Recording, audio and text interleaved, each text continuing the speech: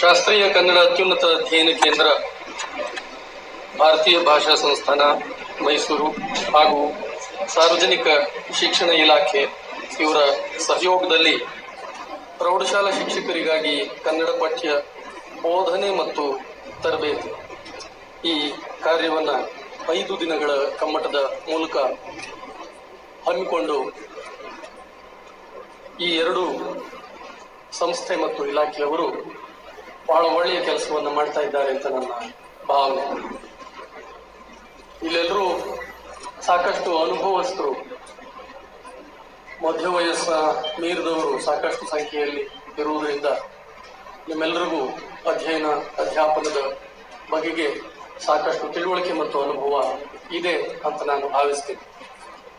ಸ್ನೇಹಿತರೆ, ನಮ್ಗೆಲ್ರಿಗೂ ಗೊತ್ತಿರುವ ಹಾಗೆ ವಿದ್ಯಾ ವ್ಯವಸ್ಥೆ ಅಂತ ಅನ್ನುವುದು ನಮ್ಮ ತಿಳುವಳಿಕೆ ಮತ್ತು ಅನುಭವವನ್ನ ಪರಸ್ಪರ ಹಂಚಿಕೊಳ್ಳುವ ಒಂದು ಕಾರ್ಯ. ಆ ಕಾರ್ಯ ನಡೆಯುವಂತಹ ಒಂದು ವ್ಯವಸ್ಥೆ ಇದೆ. ಸೊ ನಾನಿಲ್ಲಿ ಬಂದಿರುವುದು ಕೂಡ ನಿಮಗೆ ಪಾಠವನ್ನ ಹೇಗೆ ಬೋಧಿಸಬೇಕು ಅನ್ನುವ ತರಬೇತಿಯನ್ನ ನೀಡುವುದಕ್ಕೆ ಆಗಲಿ, ಅಥವಾ ಈ ಪಾಠವನ್ನ ಇಂಥ ಒಂದು ಮೆಥಡಾಲಜಿಗಳನ್ನ ಅಳವಡಿಸುವುದರ ಮೂಲಕ ನೀವು ಬೋಧಿಸಿದ್ರೆ ಇದು ಒಂದು ಸರಿಯಾದಂತಹ ದಾರಿ ಅನ್ನುವುದನ್ನ ಸೂಚಿಸುವುದಕ್ಕಾಗ್ಲಿ ನಾನು ಇಲ್ಲಿಗೆ ಬಂದಿಲ್ಲ. ಅದನ್ನ ಶಿಕ್ಷಕರು ಗ್ರಹಿಸಬಹುದಾದಂತಹ ಸಾಧ್ಯತೆಗಳು, ವಿದ್ಯಾರ್ಥಿಗಳೊಂದಿಗೆ ಅದನ್ನ ಚರ್ಚೆಗೆ ಎತ್ಕೊಳ್ಬಹುದಾದಂತಹ ಸಾಧ್ಯತೆಗಳು, ಅವುಗಳನ್ನ ಕುರಿತಾದ ನನ್ನ ಕೆಲವು ಅನುಭವಗಳನ್ನ, ನನ್ನ ಕೆಲವು ತಿಳುವಳಿಕೆಯನ್ನ ನಿಮ್ಮ ಜೊತೆ ಹಂಚಿಕೊಳ್ಳೋದಕ್ಕೆ ನಾನು ಬಂದಿದ್ದೇನೆ. ಆಮೇಲೆ ಹೇಗೂ ಒಂದು ಅರ್ಧ ಗಂಟೆ ಚರ್ಚೆ ಇರುವುದರಿಂದ ಆ ಚರ್ಚೆಯ ಸಮಯದಲ್ಲಿ ನಮ್ಮ ಇಬ್ಬರ ಅನುಭವಗಳನ್ನು ನಾವು ಪರಸ್ಪರ ಎಕ್ಸ್ಚೇಂಜ್ ಮಾಡ್ಕೋಬಹುದು ಅಂತ ನಾನು ಅಂದ್ಕೊಂಡಿದ್ದೇನೆ. ಪ್ರತಿಯೊಂದು ತರಗತಿಯೂ ಕೂಡ ಆ ಥರದ knowledge sharing and experience sharing session ಆಗಿ ಡೆವಲಪ್ ಆದರೆ ಹೆಚ್ಚು ಸೂಕ್ತವಾದದ್ದು ಅನ್ನುವ ನಂಬಿಕೆ ಇರುವವನು ನಾನು. ಈ ಸಮಾರಂಭದ ಆಯೋಜಕರಾದ ಸಣ್ಣ ಪಾಪಯ್ಯನವರು ಬಂದು ಮಾತನಾಡಬೇಕು ಅಂತ ಕರೆದಾಗ ನಾನು ಅವ್ರಿಗೆ ಆಕ್ಚುಲಿ ಬೈದೆ, ಏನ್ರಿ ಅಷ್ಟು ದೂರದಿಂದ ಬರ್ಬೇಕೇನ್ರಿ, ಇಲ್ಲೇ ಲೋಕಲ್ ರಿಸೋರ್ಸಸ್ ಬೇಕಾದಷ್ಟು ಇರುತ್ತೆ ಅಂತ. ಇಲ್ಲ ಸರ್, ಅದು ಬೇರೆ ಬೇರೆ ಪ್ರದೇಶದ ಅನುಭವಗಳನ್ನ ಎಕ್ಸ್ಚೇಂಜ್ ಮಾಡ್ಕೊಳ್ಳೋದು ಕೂಡ ನಮ್ಮ ಕೇಂದ್ರದ ಒಂದು ಉದ್ದೇಶ, ಅದರಿಂದ ನೀವು ಬರಲೇಬೇಕು ಅಂತ ಹೇಳಿ ಅವರು ಕರೆದ್ರು. ಈ ಸಭೆಯಲ್ಲಿ ನನ್ನ ಇನ್ನೊಬ್ಬ ಶಿಷ್ಯ ಮಿತ್ರರಾದ ಭೈರಪ್ಪನವರು ಉಪಸ್ಥಿತರಿದ್ದಾರೆ, ಅಧಿಕಾರಿ ಮಿತ್ರರಾದ ದೊಡ್ಡೆಯವರು ಉಪಸ್ಥಿತರಿದ್ದಾರೆ, ಮಿಕ್ಕವರೆಲ್ಲ ಉಪಸ್ಥಿತರಿದ್ದೀರಿ. ಈ ಸೆಷನ್ ಅನ್ನ ಒಂದು knowledge sharing and experience sharing session ಆಗಿ ನಾವು ನಿರ್ವಹಿಸೋಣ ಅಂತ ಹೇಳ್ತಾ ನನ್ನ ಮಾತುಗಳನ್ನ ಆರಂಭಿಸ್ತೇನೆ. ಸ್ನೇಹಿತರೆ, ಹಳಗನ್ನಡ ಪಠ್ಯದ ಘಟಕವೊಂದನ್ನ, ಅಧ್ಯಾಯವೊಂದನ್ನ ನಾವು ಚರ್ಚೆ ಮಾಡುವಾಗ, ವಿದ್ಯಾರ್ಥಿಗಳಿಗೆ ದಾಟಿಸುವಾಗ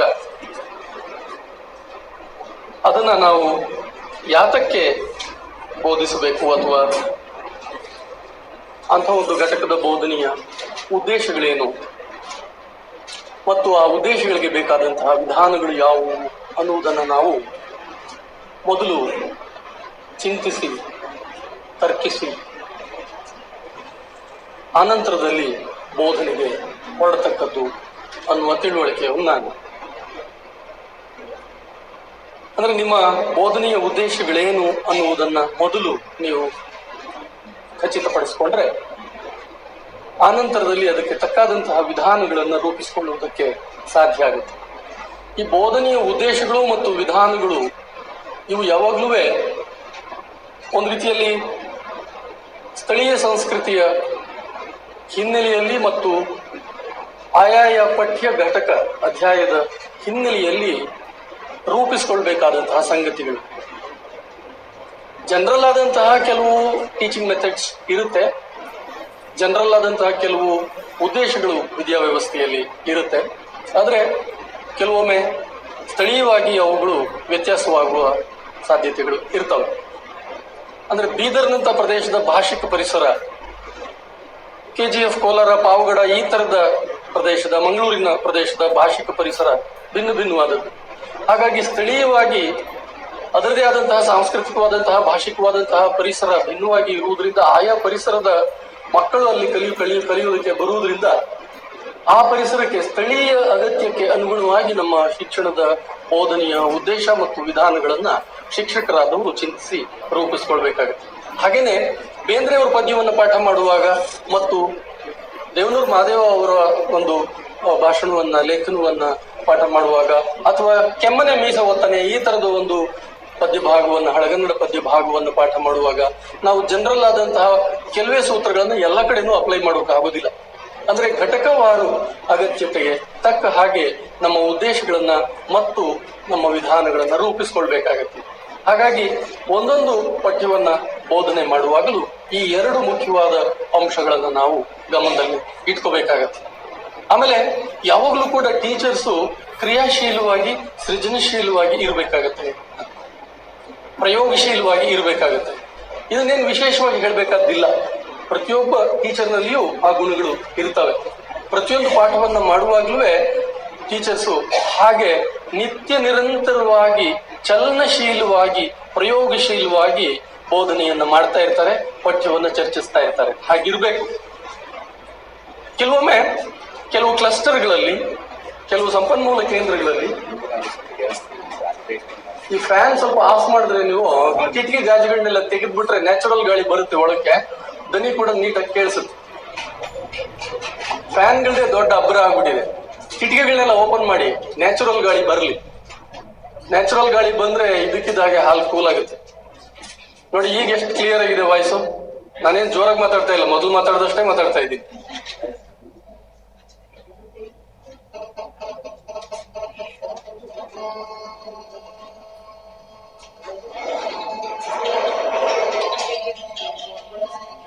ಸಾರ್ವಜನಿಕ ಶಿಕ್ಷಣ ಇಲಾಖೆಯವರು ನಿಮ್ಮ ಮೊಬೈಲ್ಗಳನ್ನೆಲ್ಲ ನಾಟ್ ರೀಚಬಲ್ ಮಾಡ್ಕೊಳ್ಳಿ ಸ್ವಲ್ಪ ಕಾಲ. ಕೆಲವು ನಿರ್ದಿಷ್ಟವಾದಂತಹ ಸಂಪನ್ಮೂಲ ಕೇಂದ್ರಗಳಲ್ಲಿ, ಕೆಲವು ನಿರ್ದಿಷ್ಟವಾದಂತಹ ಕ್ಲಸ್ಟರ್ಗಳಲ್ಲಿ ಕ್ರಿಯಾ ಸಂಶೋಧನಾ ಘಟಕಗಳನ್ನ ಅವರು ಸ್ಥಾಪಿಸಿದ್ದಾರೆ ಅಂತ ನನ್ನ ಭಾವನೆ. ಸ್ಥಾಪಿಸಿಲ್ಲದೆ ಇದ್ರೆ ಸ್ಥಾಪಿಸಬೇಕು. ನಿರ್ದಿಷ್ಟವಾದಂತಹ ವಲಯಗಳಲ್ಲಿ ಆ ತರದ ಕ್ರಿಯಾ ಸಂಶೋಧನಾ ಘಟಕಗಳು ಪ್ರತಿಯೊಂದು PU ವಲಯದಲ್ಲಿ, ಹೈಸ್ಕೂಲ್ ವಲಯದಲ್ಲಿ ಇರಬೇಕು. ಮೇಡಮ್ ನಾಟ್ ರೀಚಬಲ್ ಮಾಡ್ಕೊಳ್ಳಿ, ಸಿಗ್ನಲ್ ಡಿಸ್ಟರ್ಬ್ ಆಗುತ್ತೆ.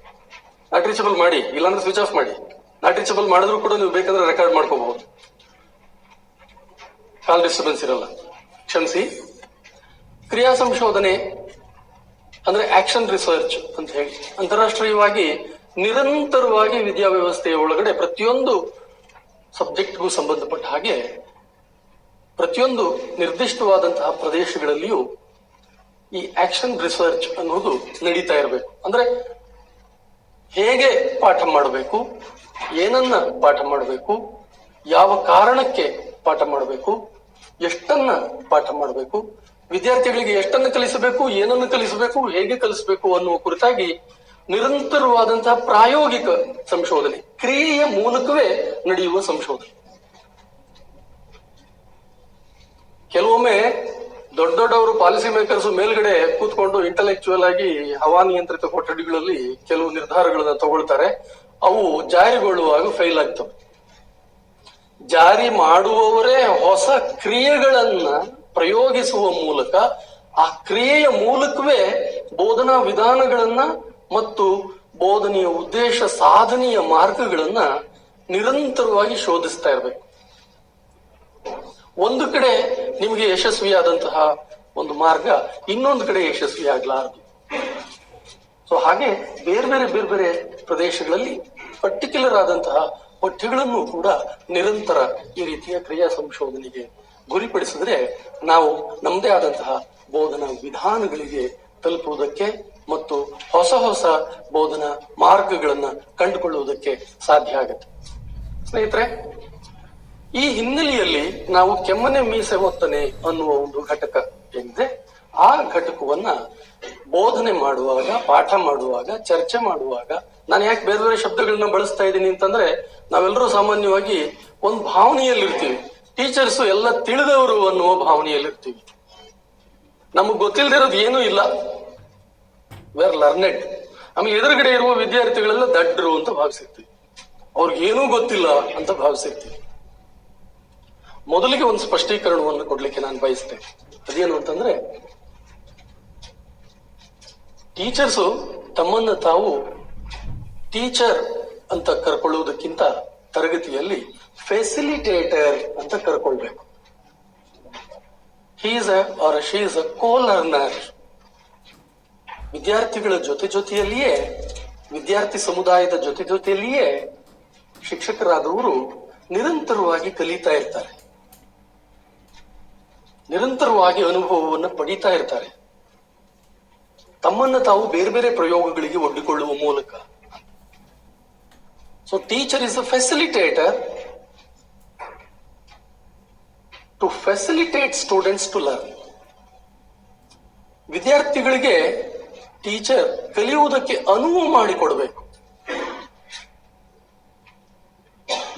ನಾವು ಸಾಮಾನ್ಯವಾಗಿ ಏನ್ ಭಾವಿಸಿರ್ತೀವಿ ಅಂತಂದ್ರೆ, ನನಗೆ ತಿಳಿದಿದೆ ಅಥವಾ ನಾನು ತಿಳ್ಕೊಂಡು ಬಂದಿದ್ದೀನಿ, ನನ್ನ ತಿಳಿವನ್ನು ನಿಮಗೆ ದಾಟಿಸ್ತೀನಿ ಅಂತ ಭಾವಿಸಿರ್ತೀವಿ.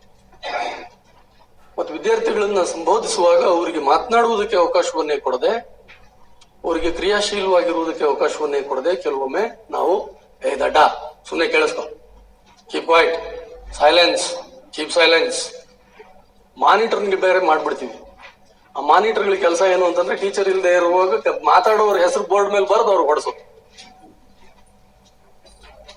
ಕ್ಲಾಸ್ ಮಾನಿಟರಿಂಗ್ ಅಂತಂದ್ರೆ ಮಾತಾಡದೆ ಸೈಲೆಂಟ್ ಆಗಿ ಕೂತ್ಕೊಳ್ಳೋದನ್ನ ಮೈಂಟೈನ್ ಮಾಡೋದು, ಹಂಗಾಗ್ಬಿಟ್ಟಿದೆ.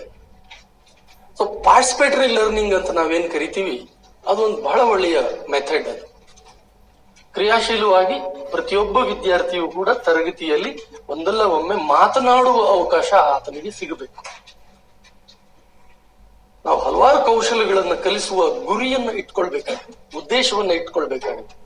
ಭಾಷೆಯ ಬೋಧನೆಯಲ್ಲಿ ಹಲವಾರು ಕೌಶಲ್ಯಗಳನ್ನ ಕಲಿಸುವ ಗುರಿಯನ್ನ, ಉದ್ದೇಶಗಳನ್ನ ಟೀಚರ್ ಆದವರು ರೂಪಿಸ್ಕೊಳ್ಬೇಕಾಗುತ್ತೆ. ಹಾಗೆ ರೂಪಿಸ್ಕೊಂಡಾಗ ಅವುಗಳನ್ನು ನಾವು ಸಾಧಿಸುವುದು ಹೇಗೆ, ಅದಕ್ಕೆ ಬೇಕಾದ ಚಟುವಟಿಕೆಗಳನ್ನ ರೂಪಿಸುವುದು ಹೇಗೆ ಅಂತ ಯೋಚನೆ ಮಾಡೋದಕ್ಕೆ ಸಾಧ್ಯ ಆಗುತ್ತೆ. ಇನ್ನೊಂದು ಅಂಶವನ್ನು ನಾನು ಇದೇ ಸಂದರ್ಭದಲ್ಲಿ ಪ್ರಸ್ತಾಪ ಮಾಡ್ಬೇಕು, ನಾನು ಟೆಕ್ಸ್ಟ್ಗೆ, ನಮ್ಮ ಉದ್ದೇಶಗಳಿಗೆ ಹೋಗೋದಕ್ಕೆ ಮುನ್ನ. ಅದೇನು ಅಂತಂದ್ರೆ, ನಾವು ಟೀಚರ್ಸ್ ಸಾಮಾನ್ಯವಾಗಿ ಲೆಸನ್ ಪ್ಲಾನಿಂಗ್ ಮಾಡುವುದನ್ನ ಒಂದೇನೋ ಒಂದು ಅನಗತ್ಯವಾದ ಹೊರೆ ಅಂತ ಭಾವಿಸೋದುಂಟು. ಎಲ್ರೂ ಅಲ್ಲ, ಬಹಳಷ್ಟು ಜನ. ಕೆಲವರಂತೂ ಏನಕ್ಕೆ ಬೇಕು, 10 ವರ್ಷ 15 ವರ್ಷ 20 ವರ್ಷ ಎಕ್ಸ್ಪೀರಿಯನ್ಸ್ ಆಗಿದೆ ನನಗೆ, ನಾನೇ ಲೆಸನ್ ಪ್ಲಾನ್ ಮಾಡಬೇಕು. ಟೈಮ್ ಪ್ಲಾನ್ ಅಂತೂ ಮಾಡೋದೇ ಇಲ್ಲ. ಈ ಉದ್ದೇಶಗಳ ಕುರಿತು ಮಾತನಾಡುವಾಗ, ವಿಧಾನಗಳನ್ನ ನಾವು ಸಿದ್ಧ ಮಾಡಿಕೊಳ್ಳುವ ಬಗೆಗೆ, ಪ್ರಯೋಗಿಸುವ ಬಗೆಗೆ ಮಾತನಾಡುವಾಗ ಪೂರ್ವಭಾವಿಯಾಗಿ lesson planning and time planning ಇವೆರಡೂ ಕೂಡ ಬಹಳ ಮುಖ್ಯವಾದದ್ದು. ಯಾವುದೇ ಘಟಕವನ್ನ, ಯಾವುದೇ ಸಬ್ಜೆಕ್ಟ್ ಅನ್ನ ನಾವು ಡೀಲ್ ಮಾಡುವಾಗ. ನಿಮಗೆ 21 ಅಧ್ಯಾಯ ಇರುತ್ತೆ. For example SSLC text book ಅಲ್ಲಿ ಕನ್ನಡ ಭಾಷೆಗೆ 21 ಅಧ್ಯಾಯಗಳಿವೆ. 8 8 + 5 ಗದ್ಯ, ಪದ್ಯ ಮತ್ತು ಪೂರಕ ಅಧ್ಯಯನ ಅಂತ ಹೇಳಿ 3 ಭಾಗಗಳನ್ನಾಗಿ ವಿಂಗಡಿಸಿದ್ದಾರೆ. ಹಾಗೆ ವಿಂಗಡಣೆ ಮಾಡೋದ್ರ ಬಗ್ಗೆನೇ ನನ್ನ ತಕರಾರಿದೆ, ಅದು ಬೇರೆ ಪ್ರಶ್ನೆ, ಅದನ್ನ ಆಮೇಲೆ ಚರ್ಚೆ ಮಾಡೋಣ. ನಾನು ಟೈಮ್ ಪ್ಲಾನಿಂಗು ಮತ್ತು ಲೆಸನ್ ಪ್ಲಾನಿಂಗ್ ಬಗ್ಗೆ ಮಾತನಾಡ್ತಾ ಇದ್ದೆ. ಸಿಂಪಲ್, ಏನೂ ಇಲ್ಲ. ಕೆಲವು ಶಾಲೆಗಳಲ್ಲಿ ಒಬ್ಬರೇ ಅಧ್ಯಾಪಕರು ಇರ್ತಾರೆ ಕನ್ನಡವನ್ನು ಪಾಠ ಮಾಡೋದಕ್ಕೆ. ಕೆಲವು ಹೆಚ್ಚು ಮಕ್ಕಳಿರುವ ಶಾಲೆಯಲ್ಲಿ ಹೆಚ್ಚು ಅಧ್ಯಾಪಕರು ಇರಬಹುದು. ಒಬ್ಬರೇ ಇರುವ ಶಾಲೆಯಲ್ಲಿ ಅಥವಾ ಇಬ್ಬರು ಇರುವ ಶಾಲೆಯಲ್ಲಿ ಅವರಿಗೆ 1 ವರ್ಷದಲ್ಲಿ ಎಷ್ಟು ಬೋಧನಾ ಅವಧಿಗಳು, ಗಂಟೆಗಳು ಸಿಗುತ್ತವೆ, 1 ವರ್ಷಕ್ಕೆ ನನಗೆ ಎಷ್ಟು ಅವರ್ ಆಫ್ ಟೀಚಿಂಗ್ಸ್ ನನಗೆ ಸಿಗುತ್ತೆ ಅನ್ನೋದನ್ನ ಆತ ಮೊದಲು ಲೆಕ್ಕ ಹಾಕೊಂಡು, ಅದರಲ್ಲಿ ನಾನು ಹಾಕಬಹುದಾದ ರಜೆಗಳನ್ನ ಕಳೆದು, ಇನ್ನು ಉಳಿಕೆ ನನಗೆ ಸಾಲಿಡ್ ಆಗಿ ಸಿಗಬಹುದಾದಂತಹ ಗಂಟೆಗಳು ಎಷ್ಟು, ನಾನು ಒಬ್ಬನೇ 21 ಅಧ್ಯಾಯಗಳನ್ನ ಪಾಠ ಮಾಡಬೇಕು ಮಕ್ಕಳಿಗೆ ಅಂತ ಅನ್ನೋದಾದ್ರೆ ನನಗೆ ಇಡೀ ವರ್ಷದಲ್ಲಿ ಒಂದು 42 ಗಂಟೆ ಸಿಗುತ್ತೆ ಅಂತ ಅನ್ನೋದಾದ್ರೆ, ಅದರಲ್ಲಿ ಕೊನೆಯ 5 ಅಧ್ಯಾಯಗಳಿಗೆ ನಾವು ಒಂದು 5 ಗಂಟೆಗಳನ್ನ, ಮಿಕ್ಕಂತ ಅವಧಿಗಳನ್ನ ಈ 16 ಅಧ್ಯಾಯಗಳಿಗೆ ನಾವು ಸಮಾನವಾಗಿ ವಿಂಗಡಿಸ್ಕೋಬೇಕಾಗುತ್ತೆ. ಕೆಲವು ಅಧ್ಯಾಯಗಳಿಗೆ, ಕೆಲವು ಘಟಕಗಳಿಗೆ ಹೆಚ್ಚಿನ ಅವಧಿ ಬೇಕಾಗಬಹುದು, ಕೆಲವು ಘಟಕಗಳಿಗೆ ಕಡಿಮೆ ಅವಧಿ ಸಾಕಾಗಬಹುದು. ಅದನ್ನೇ ಟೈಮ್ ಪ್ಲಾನಿಂಗ್ ಅನ್ನೋದು. ಮೊದಲನೇ ಅಧ್ಯಾಯಕ್ಕೆ ಎಷ್ಟು ಟೈಮ್ ಬೇಕು ನನಗೆ ಅದನ್ನ ಡಿಸ್ಕಸ್ ಮಾಡೋದಕ್ಕೆ, ಮತ್ತು ಅದನ್ನ ನಾನು ಹೇಗೆ ಪಾಠ ಮಾಡಬೇಕಾಗಿದೆ, ಆ ಘಟಕವನ್ನ ಇಟ್ಕೊಂಡು ನಾನು ವಿದ್ಯಾರ್ಥಿಗಳಲ್ಲಿ ಯಾವ ವಿಚಾರಗಳನ್ನ ಚರ್ಚಿಸಬೇಕಾಗಿದೆ, ಏನನ್ನ ಚರ್ಚಿಸಬೇಕಾಗಿದೆ, ಈ ಘಟಕದ ಹಿನ್ನೆಲೆಯಲ್ಲಿ ನಾನು ಚರ್ಚೆ ಮಾಡತಕ್ಕಂತ ವಿಚಾರಗಳು ಏನೇನು, ಆ ವಿಚಾರಗಳ ಒಂದು ಪಟ್ಟಿ ಅದನ್ನ ತಯಾರು ಮಾಡ್ಕೋಬೇಕು. ಲೆಸನ್ ಪ್ಲಾನಿಂಗ್ ಅಂತಂದ್ರೆ ಇದೆಲ್ಲವೂ ಸೇರ್ಕೊಳ್ಳುತ್ತೆ. ಏನನ್ನ ನಾನು ಈ ಘಟಕವನ್ನ ನೆಪವಾಗಿ ಬಳಸಿ ವಿದ್ಯಾರ್ಥಿಗಳೊಂದಿಗೆ ಚರ್ಚಿಸಲಿಕ್ಕೆ ನಾನು ಹೊರಡಲಿದ್ದೇನೆ ಈ ವರ್ಷ, ಯಾವ ವಿಧಾನಗಳನ್ನ ಮತ್ತು ಯಾವ ಚಟುವಟಿಕೆಗಳನ್ನ ನಾನು ಬಳಸಲಿದ್ದೇನೆ. ಪ್ರತಿಯೊಂದು ಘಟಕಕ್ಕೂ ಸಪರೇಟ್ ಆಗಿ ಪ್ಲಾನ್ ಇರಬೇಕು. ಒಂದು ಆಕ್ಷನ್ ಪ್ಲಾನ್, ಒಂದು ಟೈಮ್ ಪ್ಲಾನ್. ಆ action plan, time plan, lesson plan, time plan 2 ವರ್ಷದ ಮೊದಲೇ ಸಿದ್ಧ ಇರಬೇಕು. ಸಂತೆ ಮೂರ್ಮಳಾತ ಅವತ್ತೇನೋ ಒಂಚೂರು ಬರೆಯೋದಲ್ಲ. ಕೆಲವರೆಲ್ಲ ಏನ್ ಮಾಡ್ತಾರೆ ಅಂದ್ರೆ ಪಾಠ ಮುಗಿದ್ಮೇಲೆ ಬರೀತಾರೆ. ಹೀಗ್ ಮಾಡ್ಲಾಯ್ತು ಒಂದ್ಸಾಲ ಗೀಚ್ ಬಿಸಾಕ್ಬಿಡು. ಕೆಲವರು ಅದು ಬರೆಯಲ್ಲ. ಏನ್ ಮಾಡ್ಕೊಳ್ಳಿ, ನಾನ್ ಬರೆಯಲ್ಲ ರೀ, ಇದೆಲ್ಲ ವೇಸ್ಟ್ ಎಕ್ಸರ್ಸೈಸ್ ರೀ, ಏನ್ ಬುದ್ಧಿ ಇದೆಯಲ್ರಿ ಅವ್ರಿಗೆ, ನಾನ್ ಬರೆಯಲ್ಲ ರೀ. ಕೆಲವರು ಹಾಗೂ ಮಾತಾಡೋದು ಉಂಟು. ವರ್ಷಕ್ಕೆ ಮುಂಚೆನೆ ಈ ತರದೊಂದು ಪ್ಲಾನ್ ಪಕ್ಕ ಮಾಡ್ಕೊಂಡ್ರೆ ಟೀಚರ್ ಆದವರು ಅದನ್ನ ಬೇರೆ ಬೇರೆ ರೀತಿಯಲ್ಲಿ ಸುಧಾರಿಸಲಿಕ್ಕೆ, ಸಾಧಿಸಲಿಕ್ಕೆ ಸಾಧ್ಯ ಆಗುತ್ತೆ.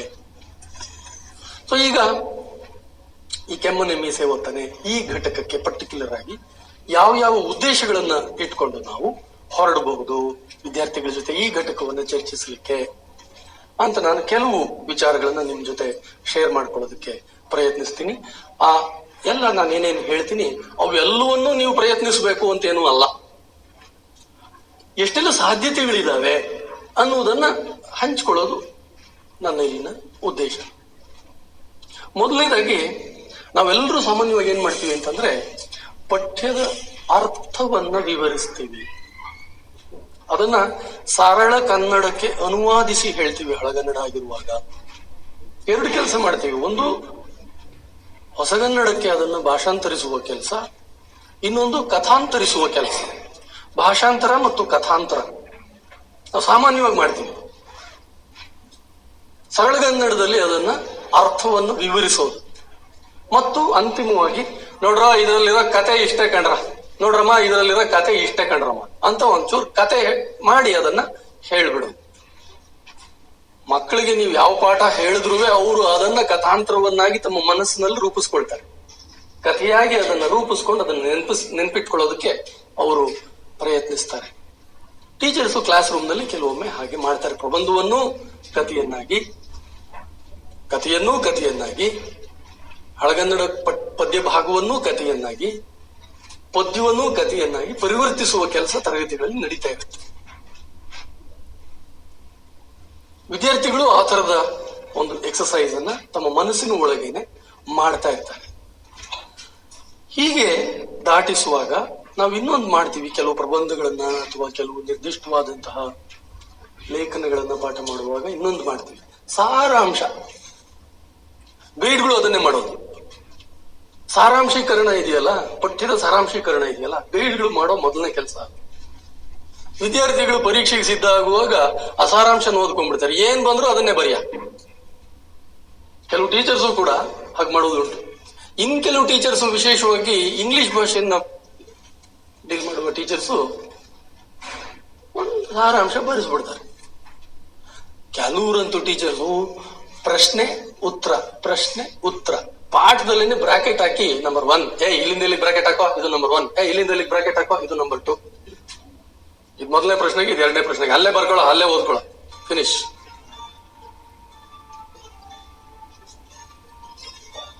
ಸ್ವಲ್ಪ ಒಂಚೂರು ಹೆಚ್ಚು ಶ್ರಮಶೀಲವಾದಂತಹ ಅಧ್ಯಾಪಕರು ಏನ್ ಮಾಡ್ತಾರೆ ಅಂತಂದ್ರೆ ಪದಾರ್ಥವನ್ನು ಹಳಗನ್ನವನ್ನು ಪಾಠ ಮಾಡುವಾಗ ಬಿಡಿಸಿ ಬೋರ್ಡ್ ಮೇಲೆ ಬರೆದು, ನೋಡಿದ್ರೇನ್ರ ಈ ಪದ ಹೆಂಗ್ ಬಿಡಿಸೋದಂತ ಗೊತ್ತಾಯ್ತೇನ್ರಪ್ಪ ಅಂತ ಹೇಳಿ ಪದಾರ್ಥವನ್ನ ಅವರಿಗೆ ದಾಟಿಸಿ, ಆಮೇಲೆ ಅದರ ಸಂಗ್ರಹ ರೂಪವನ್ನ ದಾಟಿಸಿ, ಆಮೇಲೆ ಅದರ ಕಥಾರೂಪವನ್ನ ದಾಟಿಸಿ, ಅರ್ಥ ಆಯ್ತಾ ಮಕ್ಕಳೇ? ಅರ್ಥ ಆಯ್ತು ಸರ್. ಇನ್ನು ಕೆಲವು ಟೀಚರ್ಸ್, ಸಾಮಾನ್ಯವಾಗಿ ಕೆಲವು ಟೀಚರ್ಸ್ ಏನ್ ಮಾಡ್ತಾರೆ ಅಂತಂದ್ರೆ 1 ಲೈನ್ ಮಾರಲ್ ಸ್ಟೋರಿಗೆ ಅದನ್ನು ಡಿಡಕ್ಟ್ ಮಾಡ್ತಾರೆ. ಈ ಕಥೆಯ ಈ ಪಾಠದ ನೀತಿ ಏನು ಮಕ್ಕಳೇ? ಇದು ಫಿನಿಶ್, ಅಲ್ಲಿಗೆ ಮುಗ್ದೋಯ್ತು. ಪಾಠ ಮುಗ್ದಾಯ್ತು. ಒನ್ ಲೈನ್ ಮೊರಾಲಿಟಿಗೆ ಇಡೀ ಟೆಕ್ಸ್ಟ್ ಅನ್ನು ಡಿಡಕ್ಟ್ ಮಾಡಿ ಮುಗಿಸ್ಬಿಡೋದು. ಇಷ್ಟೇ ಕಂಡ್ರ, ಇದರ ಅರ್ಥ ಇಷ್ಟೇ ಕಂಡ್ರ, ಗೊತ್ತಾಯ್ತಂದ್ರ? ಸಾಮಾನ್ಯವಾಗಿ ಮಾಡ್ತಾ ಇರ್ತಾರೆ ಟೀಚರ್ಸ್. ಅಷ್ಟೇ ಅಲ್ಲ, ಒನ್ ಲೈನ್ ಮಾರಲ್ ಸ್ಟೋರಿಗೆ ಅದನ್ನ ಡಿಡಕ್ಟ್ ಮಾಡುವುದು ಶಿಕ್ಷಕರ ಕರ್ತವ್ಯ, ಶಿಕ್ಷಕರ ಕೆಲಸ. ಅಷ್ಟೇ ಅಲ್ಲ, ಮಾಡಬಾರ್ದು ಅಂತ ಅಲ್ಲ. It is one of the many exercises. ದಯಮಾಡಿ ನಿಮ್ ಎಲ್ಲ ಮೊಬೈಲ್ಗಳನ್ನು ನಾಟ್ ರೀಚಬಲ್ ಮಾಡ್ಕೊಳ್ಳಿ, ಡಿಸ್ಟರ್ಬ್ ಆಗುತ್ತೆ. ಆಮೇಲೆ ಒಂದು ಅಗತ್ಯವಾದ ಕೆಲಸವನ್ನು ನಮ್ಮ ಶಿಕ್ಷಕರು ಮಾಡ್ತಾರೆ. ಅದೇನು ಅಂತಂದ್ರೆ, ನಾನು ಪರ್ಟಿಕ್ಯುಲರ್ ಆಗಿ ಪಠ್ಯದ ಕುರಿತೆ ಮಾತನಾಡುವಾಗ ಜನರಲ್ ಆಗು ಕೆಲವು ವಿಚಾರಗಳನ್ನ ಮಾತನಾಡ್ತೀನಿ, ನಿರ್ದಿಷ್ಟವಾಗಿಯೂ ಕೆಲವು ವಿಚಾರಗಳನ್ನ ಮಾತನಾಡ್ತೀನಿ. ಜನರಲ್ ಆಗಿ ಟೀಚರ್ಸ್ ಈ ತರದ ಘಟಕಗಳನ್ನು ಪಾಠ ಮಾಡುವಾಗ ಒಂದು ಪೂರ್ವ ಪೀಠಿಕೆಯನ್ನು ಅಗತ್ಯವಾಗಿ ಹೇಳ್ತಾರೆ. ನಿಮಗೆ ಪುಸ್ತಕದಲ್ಲಿ ಕೊಟ್ಟಿರೋ ಪ್ರವೇಶ ವಿದ್ಯಾರ್ಥಿಗಳಿಗೆ ಸಾಲಲ್ಲ. ಅವ್ರೇನೋ ಅವ್ರಿಗೆ ಬೇಕಾದ ಒಂದು ಪ್ರವೇಶ ಕೊಟ್ಟಿದ್ದಾರೆ. ಆದ್ರೆ ವಿದ್ಯಾರ್ಥಿಗಳು ಟೆಕ್ಸ್ಟ್ ಒಂದು ಭಾಗಕ್ಕೆ, ಅಧ್ಯಾಯಕ್ಕೆ ಪ್ರವೇಶ ಪಡಿಬೇಕು ಅಂದ್ರೆ ಟೀಚರ್ಸ್ ಆದರೂ ಒಂಚೂರು ಪ್ರಿಪೇರ್ ಆಗಿ ಒಂದು ಪೂರ್ವ ಪೀಠಿಕೆಯನ್ನು ಕೊಡ್ಬೇಕಾಗತ್ತೆ, ಒಂದು ಎಕ್ಸ್ಟ್ರಾ ಒಂದು ಪ್ರವೇಶಿಕೆಯನ್ನು ಕೊಡ್ಬೇಕಾಗತ್ತೆ ಮಕ್ಕಳಿಗೆ. ಪೂರ್ವ ಪೀಠಿಕೆಯನ್ನು ಕೊಡ್ತಾರೆ, ಪದ ಪದಾರ್ಥವನ್ನು ವಿವರಿಸ್ತಾರೆ, ಒಟ್ಟು ಕಥಾಸಾರವನ್ನು ಹೇಳ್ತಾರೆ. ಅಲ್ಲಿಗೆ ಮಕ್ಕಳಿಗೆ ಒಂದೇನೋ ಮಂದಟ್ಟಾಯ್ತು ಪಠ್ಯ. ಅಲ್ಲಿಗೆ ಶಿಕ್ಷಕನ ಕರ್ತವ್ಯ ಮುಗಿಯಿತು ಅಂತ ಮುಗಿಸ್ಬಿಡ್ತಾರೆ. ನಾವೆಲ್ಲ ವಿದ್ಯಾರ್ಥಿಗಳಾಗಿದ್ದಾಗ ನಾವೇನ್ ಕೇಳ್ತಾ ಇದ್ವಿ ಅಂತಂದ್ರೆ ಟೀಚರ್ಸ್ನ, ಸಾರ್ ಆಮೇಲೆ ಏನಾಯ್ತು ಸಾರ್? ಸರಿ ಕೆಮ್ಮನೆ ಮೀಸೆ ಒತ್ತೇನೆ ಅಂತ ಅಂದ ಅವನು. ಆಮೇಲೆ ಏನಾಯ್ತು ಸರ್? ಆಮೇಲೆ ಏನಾಯ್ತು ಅಂತ ಎಷ್ಟೋ ವೇಳೆ ಮೇಸ್ಟ್ರಿಗೆ ಗೊತ್ತಿರಲ್ಲ, ಗೊತ್ತಿದ್ರು ಹೇಳೋದಕ್ಕೆ ಪುರುಸೊತ್ತಿರಲ್ಲ ಅಥವಾ ಮನಸ್ಸಿರಲ್ಲ. ಅವ್ರೇನ್ ಮಾಡೋರು, ಬೈದ್ ಬಿಡೋರು. ತಲೆ ಹರಟೆ, ಸುಮ್ಮನೆ ಕೂತ್ಕೊಳ್ಳ, ಇದಿಷ್ಟೇ ಬರೋದು ಪರೀಕ್ಷೆಗೆ, ಇಲ್ಲೇ ಇರೋದೆಲ್ಲ ಬರೋದಿಲ್ಲ, ಸುಮ್ಮನೆ ತಲೆ ಹರಟೆ ಮಾಡ್ಬೇಡ. ಇಲ್ಲಿರೋದು ತಿಳಿತಾ ಇಲ್ವಾ ನಿನ್ಗೆ? ತಿಳಿತು ಸರ್, ಶರಪ್. ಇಲ್ಲ ತಲೆ ಹರಟೆ ಪ್ರಶ್ನೆಗಳೆಲ್ಲ ಕೇಳ್ತಾನೆ, ಅದಕ್ಕೆ ಪ್ರಸಂಗ. ಈ ತರ ಗದರಿಸ್ಬಿಡೋದುಂಟು. ಆದ್ರೆ ಉತ್ತರ ಕಥನವನ್ನು, ಬರೀ ಪೂರ್ವ ಕಥನವನ್ನು ಮಾತ್ರ ಪ್ರವೇಶಿಕೆಯಾಗಿ, ಪೀಠಿಕೆಯಾಗಿ, ಪೂರ್ವ ಪೀಠಿಕೆಯಾಗಿ ಹೇಳಿದರೆ ಸಾಲದು. ಉತ್ತರ ಕಥನವನ್ನು ತರಗತಿಯಲ್ಲಿ ಸಂಕ್ಷಿಪ್ತವಾಗಿ ಆದರೂ ಹೇಳಬೇಕಾಗತ್ತೆ. ಮಕ್ಕಳ ಕುತೂಹಲವನ್ನು ತಣಿಸುವುದಷ್ಟೇ ಕೆಲಸವಲ್ಲ ಅಲ್ಲಿ. ಆ ಉತ್ತರ ಕಥನದ ಜೊತೆಗೆ ಈ ತರದ ಒಂದು ನಿರ್ದಿಷ್ಟವಾದಂತಹ ಚಿಕ್ಕ ಭಾಗವನ್ನ ದೊಡ್ಡ ಕಾವ್ಯ ಭಾಗದಿಂದ ಆರಿಸಿ ಇಟ್ಟಾಗ ಅದನ್ನ ಒಂದು ಡೆವಲಪ್ಮೆಂಟ್ ಆಗಿ, ಒಂದು ಲಿಂಕ್ ಆಗಿ ಮಕ್ಕಳಿಗೆ ನೀಡಿ ಅದನ್ನ ಬೇರೆ ರೀತಿಯ ವಿಚಾರಗಳ ಚರ್ಚೆಗೆ ತಗೊಳ್ಳೋದಕ್ಕೆ ಸಾಧ್ಯ ಇರುತ್ತೆ. ಇದನ್ನ ಆಮೇಲೆ ಮತ್ತೆ ತಿರುಗಿ ನಾನು ಮಾತಾಡ್ತೀನಿ. ಇದೊಂದು ನಾವು ಸಾಮಾನ್ಯವಾಗಿ ಪಠ್ಯವನ್ನ ಪಾಠ ಮಾಡುವಾಗ ಇಟ್ಕೊಳ್ಳುವಂತಹ ಒಂದು ಉದ್ದೇಶ. ಇನ್ನೊಂದೇನು ಅಂತಂದ್ರೆ, ವಿದ್ಯಾರ್ಥಿಗಳಿಗೆ ಈ ತರದ ಒಂದು ಪಠ್ಯವನ್ನ ಮೀಸೆ ಓದ್ತೇನೆ ತರದ ಪಠ್ಯವನ್ನ ಪಾಠ ಮಾಡುವಾಗ ನಾವು ಒಂದು ಹಳಗನ್ನಡ ಭಾಷಾ ಪ್ರಭೇದವನ್ನು ಪರಿಚಯಿಸ್ತಾ ಇರ್ತೀವಿ ಮಕ್ಕಳಿಗೆ. ಕನ್ನಡದಲ್ಲಿ ಬಳಕೆಯಲ್ಲಿ ಹಲವು ಭಾಷೆಗಳಿದಾವೆ, ಪ್ರಾದೇಶಿಕವಾಗಿ ಹಲವು ಭಾಷೆಗಳಿದಾವೆ, ಹಾಗೆಯೇ ಗ್ರಾಂಥಿಕವಾಗಿ, ಚಾರಿತ್ರಿಕವಾಗಿ, ಸಾಹಿತ್ಯಿಕವಾಗಿ ಹಲವು ಭಾಷೆಗಳಿದಾವೆ, ಹಲವು ಕನ್ನಡಗಳಿದಾವೆ. ಕುವೆಂಪು ಕನ್ನಡ ಇದೆ, ಪಂಪನ ಕನ್ನಡ ಇದೆ, ಕುಮಾರವ್ಯಾಸನ ಕನ್ನಡ ಇದೆ, ಲಕ್ಷ್ಮೀಶನ ಕನ್ನಡ ಇದೆ, ವಚನಕಾರರ ಕನ್ನಡಗಳಿದಾವೆ, ದಾಸರ ಕನ್ನಡಗಳಿದಾವೆ, ತತ್ವಪದಕಾರರ ಕನ್ನಡಗಳಿದಾವೆ. ಹಲವು ಕನ್ನಡಗಳು, ನೂರಾರು ಕನ್ನಡಗಳು ಬರವಣಿಗೆಯ ಭಾಷೆಯಲ್ಲಿ ಇದ್ದಾವೆ, ಚಾರಿತ್ರಿಕವಾಗಿಯೂ ಇದ್ದಾವೆ. ಅಂತಹ ಹಲವು ಕನ್ನಡಗಳಲ್ಲಿ ಈ ತರದ ಒಂದು ಕನ್ನಡವನ್ನು ನಾವು ತರಗತಿಯಲ್ಲಿ ಪರಿಚಯಿಸ್ತೀವಿ ಮಕ್ಕಳಿಗೆ. ಸೊ ಇದರ ಒಂದು ಬಹಳ ಮುಖ್ಯವಾದಂತಹ ಉದ್ದೇಶ ಏನು ಅಂತಂದ್ರೆ, ಕನ್ನಡ ಭಾಷಾ ತರಗತಿಯ, ಕನ್ನಡ ಭಾಷಾ ಪಠ್ಯ ನಿರ್ವಹಣೆಯ ಒಂದು ಬಹಳ ಮುಖ್ಯವಾದಂತಹ ಉದ್ದೇಶ. ಹಲವು ಉದ್ದೇಶಗಳಲ್ಲಿ ಒಂದು ಮುಖ್ಯವಾದ ಉದ್ದೇಶ ಏನು ಅಂತಂದ್ರೆ, ಕನ್ನಡ ಭಾಷೆಯ ಶಬ್ದಕೋಶವನ್ನ ಮಕ್ಕಳ ಮನಸ್ಸಿನಲ್ಲಿ ವೃದ್ಧಿ ಮಾಡುವುದು. ವೊಕ್ಯಾಬ್ಯುಲರಿ ಅಂತೀವಿ ನಾವು, ಪದ ಸಂಪತ್ತು. ಅವನ ನಿತ್ಯ ಬಳಕೆಯ ಭಾಷೆ ಏನಿರುತ್ತಲ್ಲ, ನಿತ್ಯ ಬಳಕೆಯ ಭಾಷೆಯ ಒಳಗಡೆ ಅವನಿಗೆ ಒಂದು ದೊಡ್ಡ ಪದಕೋಶ ಇರುತ್ತೆ. ಆದ್ರೆ ಈ ಗ್ರಾಂಥಿಕವಾದಂತಹ, ಚಾರಿತ್ರಿಕವಾದಂತಹ ಭಾಷಾ ಪ್ರಭೇದಗಳ ಕುರಿತಾದ ತಿಳುವಳಿಕೆ ಅವನ ಮನಸ್ಸಿನಲ್ಲಿ ಇರುವುದಿಲ್ಲ. ಅಧ್ಯಯನದ ಮೂಲಕ ನಾವು ಅದನ್ನ ಆಡ್ ಮಾಡ್ತೀವಿ. ಕನ್ನಡದ ಸಾಹಿತ್ಯ ಬಳಕೆಯ ಹಲವು ಸಾಧ್ಯತೆಗಳಲ್ಲಿ ಪಂಪನ ಬಳಕೆಯ ಸಾಧ್ಯತೆ ಒಂದು. ಆ ಬಳಕೆಯ ಸಾಧ್ಯತೆಯನ್ನು ನಾವು ಮಕ್ಕಳಿಗೆ ದಾಟಿಸಬೇಕು. ಇದೇ ಸಂದರ್ಭದಲ್ಲಿ ಬಹಳ ಪ್ರಸ್ತುತವಾಗಿ ನಾವು ಯೋಚನೆ ಮಾಡ್ಬೇಕಾಗಿರುವಂತಹ ಇನ್ನೊಂದು ಸಂಗತಿ ಏನು ಅಂತಂದ್ರೆ, ಹೀಗೆ ಸಾಹಿತ್ಯ ಭಾಷೆಗಳನ್ನ ಲಿಖಿತವಾಗಿ ಬಳಕೆಯಾಗಿರುವ ಮತ್ತು ನಮ್ಮ ಮನಸ್ಸಿನಿಂದ ದೂರವಾಗಿರುವ, ಅಲಕ್ಷಿತವಾಗಿರುವ, ವಿಶೇಷ ಅಧ್ಯಯನ ಮಾಡುವವರಿಗೆ ಮಾತ್ರವೇ ಇರುವಂತಹ ಈ ಭಾಷಾ ಪ್ರಭೇದಗಳನ್ನ ಮಕ್ಕಳಿಗೆ ಪರಿಚಯಿಸಿದ್ರೆ ಸಾಕೆ. ಮಕ್ಕಳಿಗೆ ಇವುಗಳನ್ನ ಪರಿಚಯಿಸಿದ್ರೆ ಸಾಕೆ. ಕನ್ನಡ ಭಾಷಾ ತರಗತಿಯ ಉದ್ದೇಶ ಹಾಗೆ ಸಾಹಿತ್ಯದ ಬೇರೆ ಬೇರೆ ಭಾಷಾ ಪ್ರಭೇದಗಳನ್ನು ಪರಿಚಯಿಸುವುದು ಮಾತ್ರವೇ. ಇವತ್ತಿನ ವರ್ತಮಾನದ ಸಂದರ್ಭದಲ್ಲಿ ಬಳಕೆಯಲ್ಲಿರುವ ಕನ್ನಡಗಳು ಏನಿದ್ದಾವೆ ಅವುಗಳನ್ನು ಪರಿಚಯಿಸುವುದು ಬೇಡವೇ? ಬೇಕು. ಆದ್ರೆ ಪಠ್ಯಕ್ಕೆ ಅದರದೇ ಆದಂತಹ ಮಿತಿ ಇರುತ್ತೆ. ಪಠ್ಯ ಪುಸ್ತಕ ರಚನೆ ಮತ್ತು ಸಂಸ್ಕರಣೆ ಪರಿಷ್ಕರಣೆ ಮಾಡುವವರಿಗೆ ಈ ಐಡಿಯಾ, ಈ ವಿಷನ್ ಇರಬೇಕು. ಬಳಕೆಯ ಕನ್ನಡಗಳನ್ನ ನಾವು ಪಠ್ಯದ ಒಳಕ್ಕೆ ತಗೋಬೇಕು ಅನ್ನುವ ಒಂದು ಯೋಚನೆ ಅವರಿಗೆ ಇರಬೇಕು. ನೀವು ಕೂಡ ಸಾಕಷ್ಟು ಜನ ಅನುಭವಸ್ಥರು, ಹಿರಿಯರು ಇಲ್ಲಿ ಇರುವುದರಿಂದ ನಿಮ್ಮಲ್ಲಿ ಯಾರಾದರೂ ಪಠ್ಯಪುಸ್ತಕ ರಚನಾ ಮತ್ತು ಪರಿಷ್ಕರಣಾ ಸಮಿತಿಯ ಸದಸ್ಯರು ಇದ್ದಿರಬಹುದು. ಅವಾಗ ಅಲ್ಲಿ ನೀವು ಈ ತರದ ಕೆಲಸವನ್ನ ಮಾಡ್ಬೇಕಾಗತ್ತೆ. ಅಥವಾ ಮುಂದೆ ಆ ತರದ ಅವಕಾಶಗಳು ನಿಮ್ಮಲ್ಲಿ ಯಾರಿಗಾದ್ರೂ ಸಿಕ್ಕರೆ ಅವಾಗ ನೀವು ಈ ತರದ ಕೆಲಸಗಳನ್ನ ಮಾಡ್ಬೇಕಾಗತ್ತೆ. It is also your duty.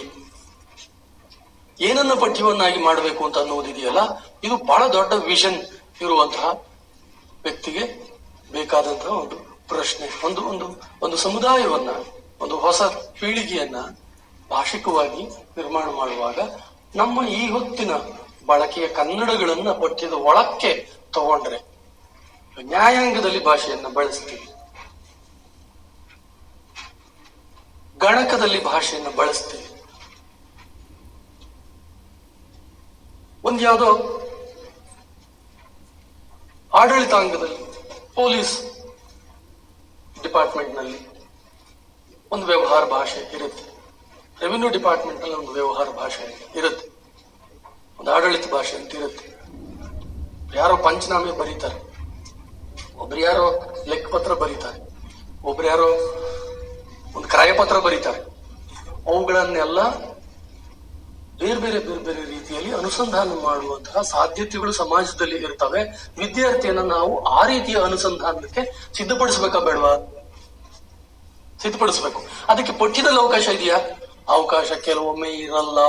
ಆ ಅವಕಾಶಗಳನ್ನ ಸೃಷ್ಟಿಸಬೇಕು. ಹಾಗೆ ನೋಡಿದ್ರೆ ಅಕಾರ್ಡಿಂಗ್ ಟು ಮೀ ಈ ಪಠ್ಯದಲ್ಲಿ ನಾನು 3 ವರ್ಷದ 8th 9th 10th 3 ಪಠ್ಯಗಳನ್ನು ಗಮನಿಸಿದ್ದೀನಿ. 3 ಪಠ್ಯಗಳಲ್ಲಿ ಒಂದೇ ಚೌಕಟ್ಟಿದೆ. ಅದು 16 ವರ್ಷಗಳಿಂದ ಜಡವಾಗಿರುವಂತಹ ಚೌಕಟ್ಟು. ಆ ಚೌಕಟ್ಟನ್ನ ಮುರಿದೇ ಇದ್ರೆ ನೀವು ವರ್ತಮಾನದ ಬೇರೆ ಬೇರೆ ಭಿನ್ನ ಬಳಕೆಯ ಕನ್ನಡಗಳನ್ನು ಒಳಗೊಳ್ಳುವುದಕ್ಕೆ ಆಗುದಿಲ್ಲ. ಸಾಹಿತ್ಯ ಭಾಷೆಯ ಯಜಮಾನಿಕೆ, ಪ್ರಮಾಣ ಭಾಷೆಯ ಯಜಮಾನಿಕೆ ಬಹಳ ಜೋರಾಗಿ ಈ ಪಠ್ಯಗಳಲ್ಲಿ ಇದೆ. ಏನು ಗದ್ಯ ಪದ್ಯ ಏನೋ ಪೂರಕವಾದಂತಹ ಪಠ್ಯ. ಪೂರಕವಾದ ಪಠ್ಯದಲ್ಲಿ ಇನ್ನೇನಿರುತ್ತೆ? ಅಲ್ಲೂ ಗದ್ಯ ಪದ್ಯವೇ, ಅಲ್ಲೂ ಇನ್ನೇನಿರಲ್ಲ, ಅವೇ ಇರ್ತವೆ. ಬೇರೆ ಏನಿಲ್ವೇ? ಹಾಗಾದ್ರೆ ಕನ್ನಡದಲ್ಲಿ ಕನ್ನಡವನ್ನು ಇನ್ಯಾವ ವಲಯಗಳಲ್ಲೂ ನಾವು ಬಳಸ್ತಾ ಇಲ್ವೇ? ಅವುಗಳನ್ನು ಒಳಗೊಳ್ಳೋದು ಬೇಡವೇ? ಹಾಗಾದ್ರೆ ಮುಂದೆ ರಚನೆ ಮತ್ತು ಪರಿಷ್ಕರಣೆ ಸಮಿತಿಯ ಸದಸ್ಯರಾಗುವವರು ಮತ್ತು ಆಗಿರುವವರು ಬಹಳ ಗಂಭೀರವಾಗಿ ಯೋಚನೆ ಮಾಡಬೇಕಾಗಿರುವಂತಹ ವಿಚಾರ. ಅದು ಇರ್ಲಿ. ಮುಂದಿನ ಇನ್ನೊಂದು ಪಠ್ಯ ಪಾಠ ಮಾಡುವ ಶಿಕ್ಷಕರಾಗಿ ಯಾವ ಉದ್ದೇಶಗಳನ್ನು ಇಟ್ಕೊಳ್ಬಹುದು ಅನ್ನುವ ಹಿನ್ನೆಲೆಯಲ್ಲಿ ಚರ್ಚೆ ಮಾಡುವಾಗ ಇನ್ನೊಂದು ಸಂಗತಿಗೆ ಹೋಗೋಣ. ಅದೇನು ಅಂತಂದ್ರೆ, ಪರೀಕ್ಷೆಗೋಸ್ಕರ ಪಠ್ಯವನ್ನ ನಿರ್ವಹಿಸುವುದು. ಕೆಲವು ಟೀಚರ್ಸು ಆಶಯದ ಹಿನ್ನೆಲೆಯಲ್ಲಿ ಪಠ್ಯವನ್ನ ನಿರ್ವಹಿಸ್ತಾರೆ, ತಾತ್ವಿಕತೆಯ ಹಿನ್ನೆಲೆಯಲ್ಲಿ ಪಠ್ಯವನ್ನು ನಿರ್ವಹಿಸ್ತಾರೆ ತರಗತಿನಲ್ಲಿ ಬಹಳ ಸೀರಿಯಸ್ ಆಗಿ. ಪಠ್ಯದ ಅರ್ಥ ಸಾಧ್ಯತೆಗಳ ಹಿನ್ನೆಲೆಯಲ್ಲಿ ಪಠ್ಯವನ್ನು ನಿರ್ವಹಿಸ್ತಾರೆ, ವಿವರಿಸ್ತಾರೆ, ಚರ್ಚಿಸ್ತಾರೆ. ವಿವರಿಸ್ತಾರೋ ಚರ್ಚಿಸ್ತಾರೋ ಸುಮ್ಮನೆ ಪಾಠ ಮಾಡಿ ಬರ್ತಾರೋ ನೀವೇ ಯೋಚನೆ ಮಾಡ್ಬೇಕು. ನಾನೇನೋ ಬಳಸ್ತಾ ಇದ್ದೀನಿ ಚರ್ಚಿಸ್ಬೇಕು ಅಂತ. ಕೆಲವು ಟೀಚರ್ಸ್ ಅಲ್ಲಿ ಇವತ್ತಿಗೂ ಯಾವ ತರದ ಭಾವನೆ ಇದೆ ಅಂತಂದ್ರೆ, ವಿದ್ಯಾರ್ಥಿಗಳು ಬಹಳ ದಡ್ಡರಿರ್ತಾರ್ರಿ ಸರ್, ಅವ್ರಿಗೆ ಮಾತಾಡೋದಕ್ ಬಿಟ್ರೆ ಅವ್ರು ಏನು ಮಾತಾಡಂಗಿಲ್ರಿ, ನಾವು ಹೇಳ್ಬೇಕು ಅವ್ರು ಕೇಳ್ಬೇಕು ಅಷ್ಟೇ ರೀ ಸರ್. ಈ ತರದ ನಂಬಿಕೆಯಲ್ಲೇ ಇದ್ದಾರೆ. ಇಲ್ಲ, ಅವರನ್ನು ನಾವು ಪ್ರಚೋದಿಸಿದ್ರೆ ಅವ್ರು ಮಾತಾಡ್ತಾರೆ. ಪ್ರಶ್ನೆ ಮಾಡಿದ್ರೆ, ಪ್ರಶ್ನೆ ಮಾಡುವ ಅವಕಾಶವನ್ನ ಕಲ್ಪಿಸಿದ್ರೆ ಅವರು ಪ್ರಶ್ನೆಗೆ ಉತ್ತರಿಸ್ತಾರೆ ಮತ್ತು ಪ್ರಶ್ನೆಗಳನ್ನು ಎತ್ತುತ್ತಾರೆ. ನಾವು ಆ ತರದ ಚಟುವಟಿಕೆಗಳನ್ನು ರೂಪಿಸಿಲ್ಲ ಇದುವರೆಗೆ ತರಗತಿಗಳಲ್ಲಿ. ಆ ತರದ ಚಟುವಟಿಕೆಗಳನ್ನು ರೂಪಿಸ್ಬೇಕು. ಇನ್ ಕೆಲವು ಟೀಚರ್ಸ್ ಹೇಗೆ ಅಂತಂದ್ರೆ ಬರೀ ಪರೀಕ್ಷೆ, ಅದು ಎರಡು ಅತಿ ಇದೆ ನಮ್ಮಲ್ಲಿ ಎಜುಕೇಶನ್ ಸಿಸ್ಟಮ್. ಕೆಲವು ಕೋಚಿಂಗ್ ಸೆಂಟರ್ಗಳಿಗೆ ಹೋಗಿ, ಕೋಚಿಂಗ್ ಸೆಂಟರ್ ಅಲ್ಲಿ ಹೇಗೆ ಅಂತಂದ್ರೆ ಟೆಸ್ಟು ಮಾರ್ಕ್ ಟೆಸ್ಟ್. ಅವ್ರಿಗೇನು ಉದ್ದೇಶ ಅಂತಂದ್ರೆ, ಆಯ್ತು ನಿಮ್ಮಲ್ಲಿ ಏನ್ ಅಚೀವ್ಮೆಂಟ್, ನೀವು 150 ಜನ ಇದಾರೆ ಕೋಚಿಂಗ್ ಸೆಂಟರ್ ಅಲ್ಲಿ, ಎಷ್ಟು ಜನ ರ್ಯಾಂಕ್ ಬಂದಿದ್ದಾರೆ, ಅದ್ರ ಮೇಲೆ ಅದರ ಸ್ಟಾರ್ ಗಳನ್ನ ಅಳೆಯೋದು. ನಮ್ಮಲ್ಲಿ ಇನ್ನೊಂದು ನಂಬಿಕೆ ಇದೆ, ಕಲ್ಪನೆ ಇದೆ. ಅದೇನು ಅಂತಂದ್ರೆ, ಪರೀಕ್ಷೆ ಅಂತಂದ್ರೆ ವಿದ್ಯಾರ್ಥಿಗಳ ತಿಳುವಳಿಕೆಯನ್ನ ಪರೀಕ್ಷಿಸುವ, ಅಳೆಯುವ ಒಂದು ಕೆಲಸ ಅಂತ. ಆದ್ರೆ ನೀವು ತರಗತಿಗಳಲ್ಲಿ ನಡೆಸುವ ಯಾವುದೇ ಕಿರು ಪರೀಕ್ಷೆ, ಘಟಕ ಪರೀಕ್ಷೆ, ಅಥವಾ ಸಿದ್ಧತಾ ಪರೀಕ್ಷೆ, ಪೂರ್ವ ಸಿದ್ಧತಾ ಪರೀಕ್ಷೆ, ಅಥವಾ ಪ್ರಾಯೋಗಿಕ ಪರೀಕ್ಷೆ, ಈ ಎಲ್ಲಾ ಪರೀಕ್ಷೆಗಳು ಕೂಡ ಅವು ತಿಳುವಳಿಕೆಯನ್ನ ಪರೀಕ್ಷಿಸುವ ಕಾರ್ಯಗಳಲ್ಲ. ಹಾಗೆ ನಾವು ಭಾವಿಸಬಾರದು. ಅವು ಕಲಿಕೆಯ ಅಂಗಗಳು. ನಾವು ತರಗತಿಗಳಲ್ಲಿ ಕ್ಲಾಸ್ ಟೆಸ್ಟ್ ಅನ್ನು ಅಥವಾ ಯೂನಿಟ್ ಟೆಸ್ಟ್ ಅನ್ನು ಅಥವಾ ಮಂತ್ಲಿ ಟೆಸ್ಟ್ ಅನ್ನು, ವೀಕ್ಲಿ ಟೆಸ್ಟ್ ಅನ್ನು ಯಾಕೆ ಮಾಡ್ತೀವಿ ಅಂತಂದ್ರೆ, ಅವರು ಕಲಿತಿರುವುದನ್ನ ಮತ್ತಷ್ಟು ಕಲಿಯುವುದಕ್ಕೆ, ಮತ್ತಷ್ಟು ತಿಳಿಯುವುದಕ್ಕೆ, ಅವರ ದೌರ್ಬಲ್ಯಗಳನ್ನ ಇಂಪ್ರೂವ್ ಮಾಡಿಕೊಳ್ಳುವುದಕ್ಕೆ. ನಾವು ಕಲಿಕೆಯ ಅಂಗ ಕೂಡ ಪರೀಕ್ಷೆ ಅನ್ನುವುದನ್ನ ಭಾವಿಸಿಲ್ಲ. ಪರೀಕ್ಷೆ ಕೂಡ ಕಲಿಕೆಯ ಅಂಗ ಅಂತ ಭಾವಿಸಿಲ್ಲ. ಆದ್ರೆ ಸ್ಟೂಡೆಂಟ್ಸು ಪ್ರತಿಯೊಂದು ಪರೀಕ್ಷೆಯನ್ನು ಒಂದೊಂದು ತಮ್ಮ ಸಾಮರ್ಥ್ಯ ಪರೀಕ್ಷೆಯ ಪ್ರಯೋಗವನ್ನಾಗಿಯೇ ತಗೋತಾರೆ. ಅವರು ಹಳೆಯ ಪರೀಕ್ಷೆಯಿಂದ ಹೊಸ ಪರೀಕ್ಷೆಗೆ ಕೆಲವು ಅನುಭವಗಳನ್ನು ಪಡೆದು ತಿದ್ದುಕೊಳ್ತಾರೆ. ಆದ್ರೆ ನಾವೇನ್ ಮಾಡ್ತೀವಿ ಅಂತಂದ್ರೆ, ಶಿಕ್ಷಿಸುವುದಕ್ಕೆ ಸಿದ್ಧರಿರ್ತೀವಿ, ತಪ್ಪುಗಳನ್ನು ಕಂಡು ಹಿಡಿಯುವುದಕ್ಕೆ ಸಿದ್ಧರಿರ್ತೀವಿ. ನಾವೆಲ್ಲ ದೋಷಗಳನ್ನು ಕಂಡು ಹಿಡಿಯೋರು. ಟೀಚರ್ಸ್ ಅಂದ್ರೆ ದೋಷಗಳನ್ನು ಕಂಡು ಹಿಡಿಯೋರು, ತಿದ್ದೋರಲ್ಲ, ಸಾಮರ್ಥ್ಯಗಳನ್ನು ಕಲ್ಪಿಸೋರಲ್ಲ. ಎಷ್ಟು ವೇಳೆ ತುಂಬಾ ಜನ ಟೀಚರ್ಸ್, ನಾಟ್ ಆಲ್, ಎಲ್ಲರೂ ಹೀಗೆ ಅಂತ ಹೇಳ್ತಾ ಇಲ್ಲ ನಾನು, ತುಂಬಾ ಜನ ಟೀಚರ್ಸ್ ಹಾಗೆ. ಅಂದ್ರೆ ಎರಡು ಅತಿ, ಒಂದು ಪರೀಕ್ಷೆಗಾಗಿ ಪಠ್ಯವನ್ನ ನಿರ್ವಹಿಸುವುದು, ಇನ್ನೊಂದು ಪರೀಕ್ಷೆಗೆ ಗಮನವನ್ನೇ ಕೊಡದೇವರು. ಪರೀಕ್ಷೆಗೂ ಗಮನವನ್ನು ಕೊಡಬೇಕಾಗುತ್ತೆ. ಹಾಗೇನೆ ಒಟ್ಟು ಸಮಗ್ರ ವ್ಯಕ್ತಿತ್ವ ನಿರ್ಮಾಣದ ಹಿನ್ನೆಲೆಯಲ್ಲಿ ವಿದ್ಯಾರ್ಥಿ ಒಂದು ಹೈಸ್ಕೂಲ್ ದಾಟಿ ಹೋಗ್ತಾನೆ ಅಂತಂದ್ರೆ ಅವನ ವ್ಯಕ್ತಿತ್ವದಲ್ಲಿ ಒಂದು ದೊಡ್ಡ ವಿಕಸನ ಉಂಟಾಗಿರಬೇಕು. ಅವನ ಗ್ರಹಿಕೆಯ ಸಾಮರ್ಥ್ಯದಲ್ಲಿ ಒಂದು ದೊಡ್ಡ ಬದಲಾವಣೆ ಉಂಟಾಗಿರ್ಬೇಕು. ಅವನ ಭಾಷಾ ಬಳಕೆಯ ಸಾಮರ್ಥ್ಯದಲ್ಲಿ ಒಂದು ದೊಡ್ಡ ಬದಲಾವಣೆ ಉಂಟಾಗಿರ್ಬೇಕು.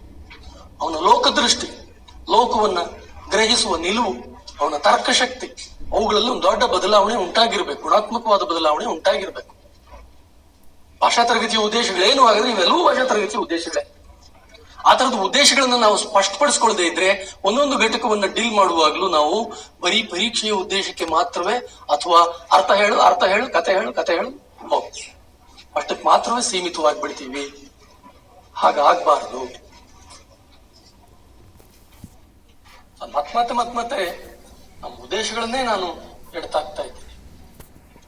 ಒಟ್ಟು ಸಮಗ್ರ ವ್ಯಕ್ತಿತ್ವ ನಿರ್ಮಾಣ ಮತ್ತು ಪರೀಕ್ಷೆಗೆ ವಿದ್ಯಾರ್ಥಿಯನ್ನ ತಯಾರು ಮಾಡುವುದು, ಇವೆರಡರ ನಡುವಿನ ಒಂದು ಸಮತೋಲನವನ್ನ ನಿರಂತರವಾಗಿ ನಾವು ತರಗತಿಯಲ್ಲಿ ಸಾಧಿಸಬೇಕಾಗುತ್ತೆ. ನಮ್ಮ ಚಟುವಟಿಕೆಯಲ್ಲಿ ನಾವು ಅದನ್ನು ಸಾಧಿಸಬೇಕಾಗುತ್ತೆ ಪ್ರಯೋಗಶೀಲವಾಗಿ. ಆಮೇಲೆ ಕೆಲವರು ಹೆಚ್ಚಿನ ಮಾಹಿತಿಯನ್ನ ನೀಡುವ ಕೆಲಸವನ್ನ ಶಿಕ್ಷಕರು ಮಾಡ್ತಾರೆ. ಸೊ ಮಾಹಿತಿ ಆಧಾರಿತವಾಗಿ ಯೋಚಿಸ್ತಾ ಮತ್ತು ಜ್ಞಾನಾಧಾರಿತವಾಗಿ ಹೆಚ್ಚಿನ ಜ್ಞಾನವನ್ನ, ಅಡಿಷನಲ್ ನಾಲೆಜ್, ಒಂದು ಟೆಕ್ಸ್ಟ್ ಅನ್ನು ಪಾಠ ಮಾಡುವಾಗ ಅದಕ್ಕೆ ಸಂಬಂಧಪಟ್ಟಂತ ಹೆಚ್ಚಿನ ಜ್ಞಾನವನ್ನ ವಿದ್ಯಾರ್ಥಿಗಳಿಗೆ ನೀಡುವ ಕೆಲಸವನ್ನ, ಮತ್ತು ಕೆಲವು ಮನೆ ಕೆಲಸಗಳನ್ನ ಮತ್ತು ಕೆಲವು ನಿರ್ದಿಷ್ಟವಾದಂತಹ ಪ್ರಾಜೆಕ್ಟ್ ಗಳನ್ನ, ಅಸೈನ್ಮೆಂಟ್ ಗಳನ್ನ ಕೊಡುವ ಮೂಲಕ ವಿದ್ಯಾರ್ಥಿಗಳಿಗೆ ಹೆಚ್ಚಿನ ಸಾಮರ್ಥ್ಯ, ಹೆಚ್ಚಿನ ಕೌಶಲ್ಯ, ಹೆಚ್ಚಿನ ಜ್ಞಾನವನ್ನು ನೀಡುವ ಕೆಲಸವನ್ನ ಶಿಕ್ಷಕರು ನಿರ್ವಹಿಸ್ತಾರೆ. ಆ ತರದ ಕೆಲವು ಟಾರ್ಗೆಟ್ ಗಳನ್ನ ಟೀಚರ್ಸ್ ಇಟ್ಕೋತಾರೆ. ಈಗ ಇದಕ್ಕೆ ಸಂಬಂಧಪಟ್ಟ ಹಾಗೆ ಹೇಳೋದಾದ್ರೆ, ಇವಾಗ ನೀವು ಪಂಪನ ಭಾರತ ನೋಡ್ತಾ ಇದ್ರಿ, ರನ್ನನ ಭಾರತದಲ್ಲಿ ಏನ್ ಬರುತ್ತೆ ಈ ಪ್ರಸಂಗ, ಅಥವಾ ಈ ತರದ ಇನ್ನಿತರ ಪ್ರಸಂಗ ಯಾವ್ದು ಬರುತ್ತೆ, ಕುಮಾರವ್ಯಾಸ ಭಾರತದಲ್ಲಿ ಏನ್ ಬರುತ್ತೆ, ಸಾಳ್ವ ಭಾರತದಲ್ಲಿ ಏನ್ ಬರುತ್ತೆ, ಕನ್ನಡದ ಬೇರೆ ಬೇರೆ ಭಾರತಗಳು, ಅದು ವೈದಿಕ ಭಾರತಗಳಿರಬಹುದು, ಜೈನ ಭಾರತಗಳಿರಬಹುದು, ಅವುಗಳಲ್ಲಿರುವಂತಹ ಸಾಮ್ಯ ವ್ಯತ್ಯಾಸಗಳೇನು, ಈ ತರದ ಅಧಿಕ ಜ್ಞಾನವನ್ನ ಕೆಲವು ಟೀಚರ್ಸ್ ತಾವು ಪಡೆದು ವಿದ್ಯಾರ್ಥಿಗಳಿಗೂ ನೀಡ್ತಾರೆ. ಜ್ಞಾನಾಧಾರಿತವಾದಂತಹ ಕೆಲವು ಟಾರ್ಗೆಟ್ಸ್ ಗಳನ್ನ ಇಟ್ಕೊಂಡು ಅವುಗಳನ್ನ ಅಚೀವ್ ಮಾಡೋದಕ್ಕೂ ಕೂಡ ಯೋಚಿಸಬಹುದು. This is one of the possibilities. ಆಮೇಲೆ ವಿದ್ಯಾರ್ಥಿಗಳಲ್ಲಿ ಬಹಳ ಮುಖ್ಯವಾಗಿ ಸ್ವತಂತ್ರವಾದಂತಹ ಆಲೋಚನೆ, ತರ್ಕಶಕ್ತಿ, ಅವರ ಸಂವಹನ ಕೌಶಲ ಮತ್ತು ಅಭಿವ್ಯಕ್ತಿ ಕೌಶಲ, ಆಮೇಲೆ ಅವರಲ್ಲಿ ನವಪದ ನಿರ್ಮಾಣ ಕೌಶಲವನ್ನ ಉಂಟು ಮಾಡುವುದು, ಓದಿನ ಕೌಶಲವನ್ನ ಅವರಲ್ಲಿ ಉಂಟು ಮಾಡುವುದು, ಒಂದು ಪಠ್ಯವನ್ನ ಬೇರೆ ಬೇರೆ ರೀತಿಯಲ್ಲಿ ಗ್ರಹಿಸುವ ಮತ್ತು ವ್ಯಾಖ್ಯಾನಿಸುವ ಶಕ್ತಿಯನ್ನ, ಸಾಮರ್ಥ್ಯವನ್ನ ವಿದ್ಯಾರ್ಥಿಗಳಿಗೆ ಒದಗಿಸೋದ್ ಕಡೆ ನಾವು ಚಟುವಟಿಕೆಗಳನ್ನ ರೂಪಿಸುವುದು. ಒಂದು ಪಠ್ಯವನ್ನ ಓದುವಾಗ ಆ ಪಠ್ಯವನ್ನ ಅರ್ಥ ಮಾಡಿಕೊಂಡು ಗ್ರಹಿಸಿಕೊಂಡು ಆ ಪಠ್ಯದಲ್ಲಿ ಇರುವ ಪ್ರಶ್ನೆಗಳಿಗೆ ಉತ್ತರಗಳನ್ನು ಹೇಗೆ ನೀಡಬಹುದು ಅಂತ ವಿದ್ಯಾರ್ಥಿಗಳನ್ನ ಸಿದ್ಧ ಮಾಡುವುದರ ಜೊತೆಯಲ್ಲಿಯೇ ಪಠ್ಯವನ್ನ ಇಟ್ಕೊಂಡು ಪ್ರಶ್ನೆಗಳನ್ನ ಹೇಗೆ ರೂಪಿಸಬಹುದು ಅನ್ನುವ ಸಾಮರ್ಥ್ಯವನ್ನು, ಪ್ರಶ್ನೆ ರೂಪಿಸುವ ಸಾಮರ್ಥ್ಯವನ್ನು ವಿದ್ಯಾರ್ಥಿಗಳಲ್ಲಿ ಉಂಟು ಮಾಡುವ ಕಡೆಗೂ ಶಿಕ್ಷಕರಾದವರು ಯೋಚಿಸಬಹುದು.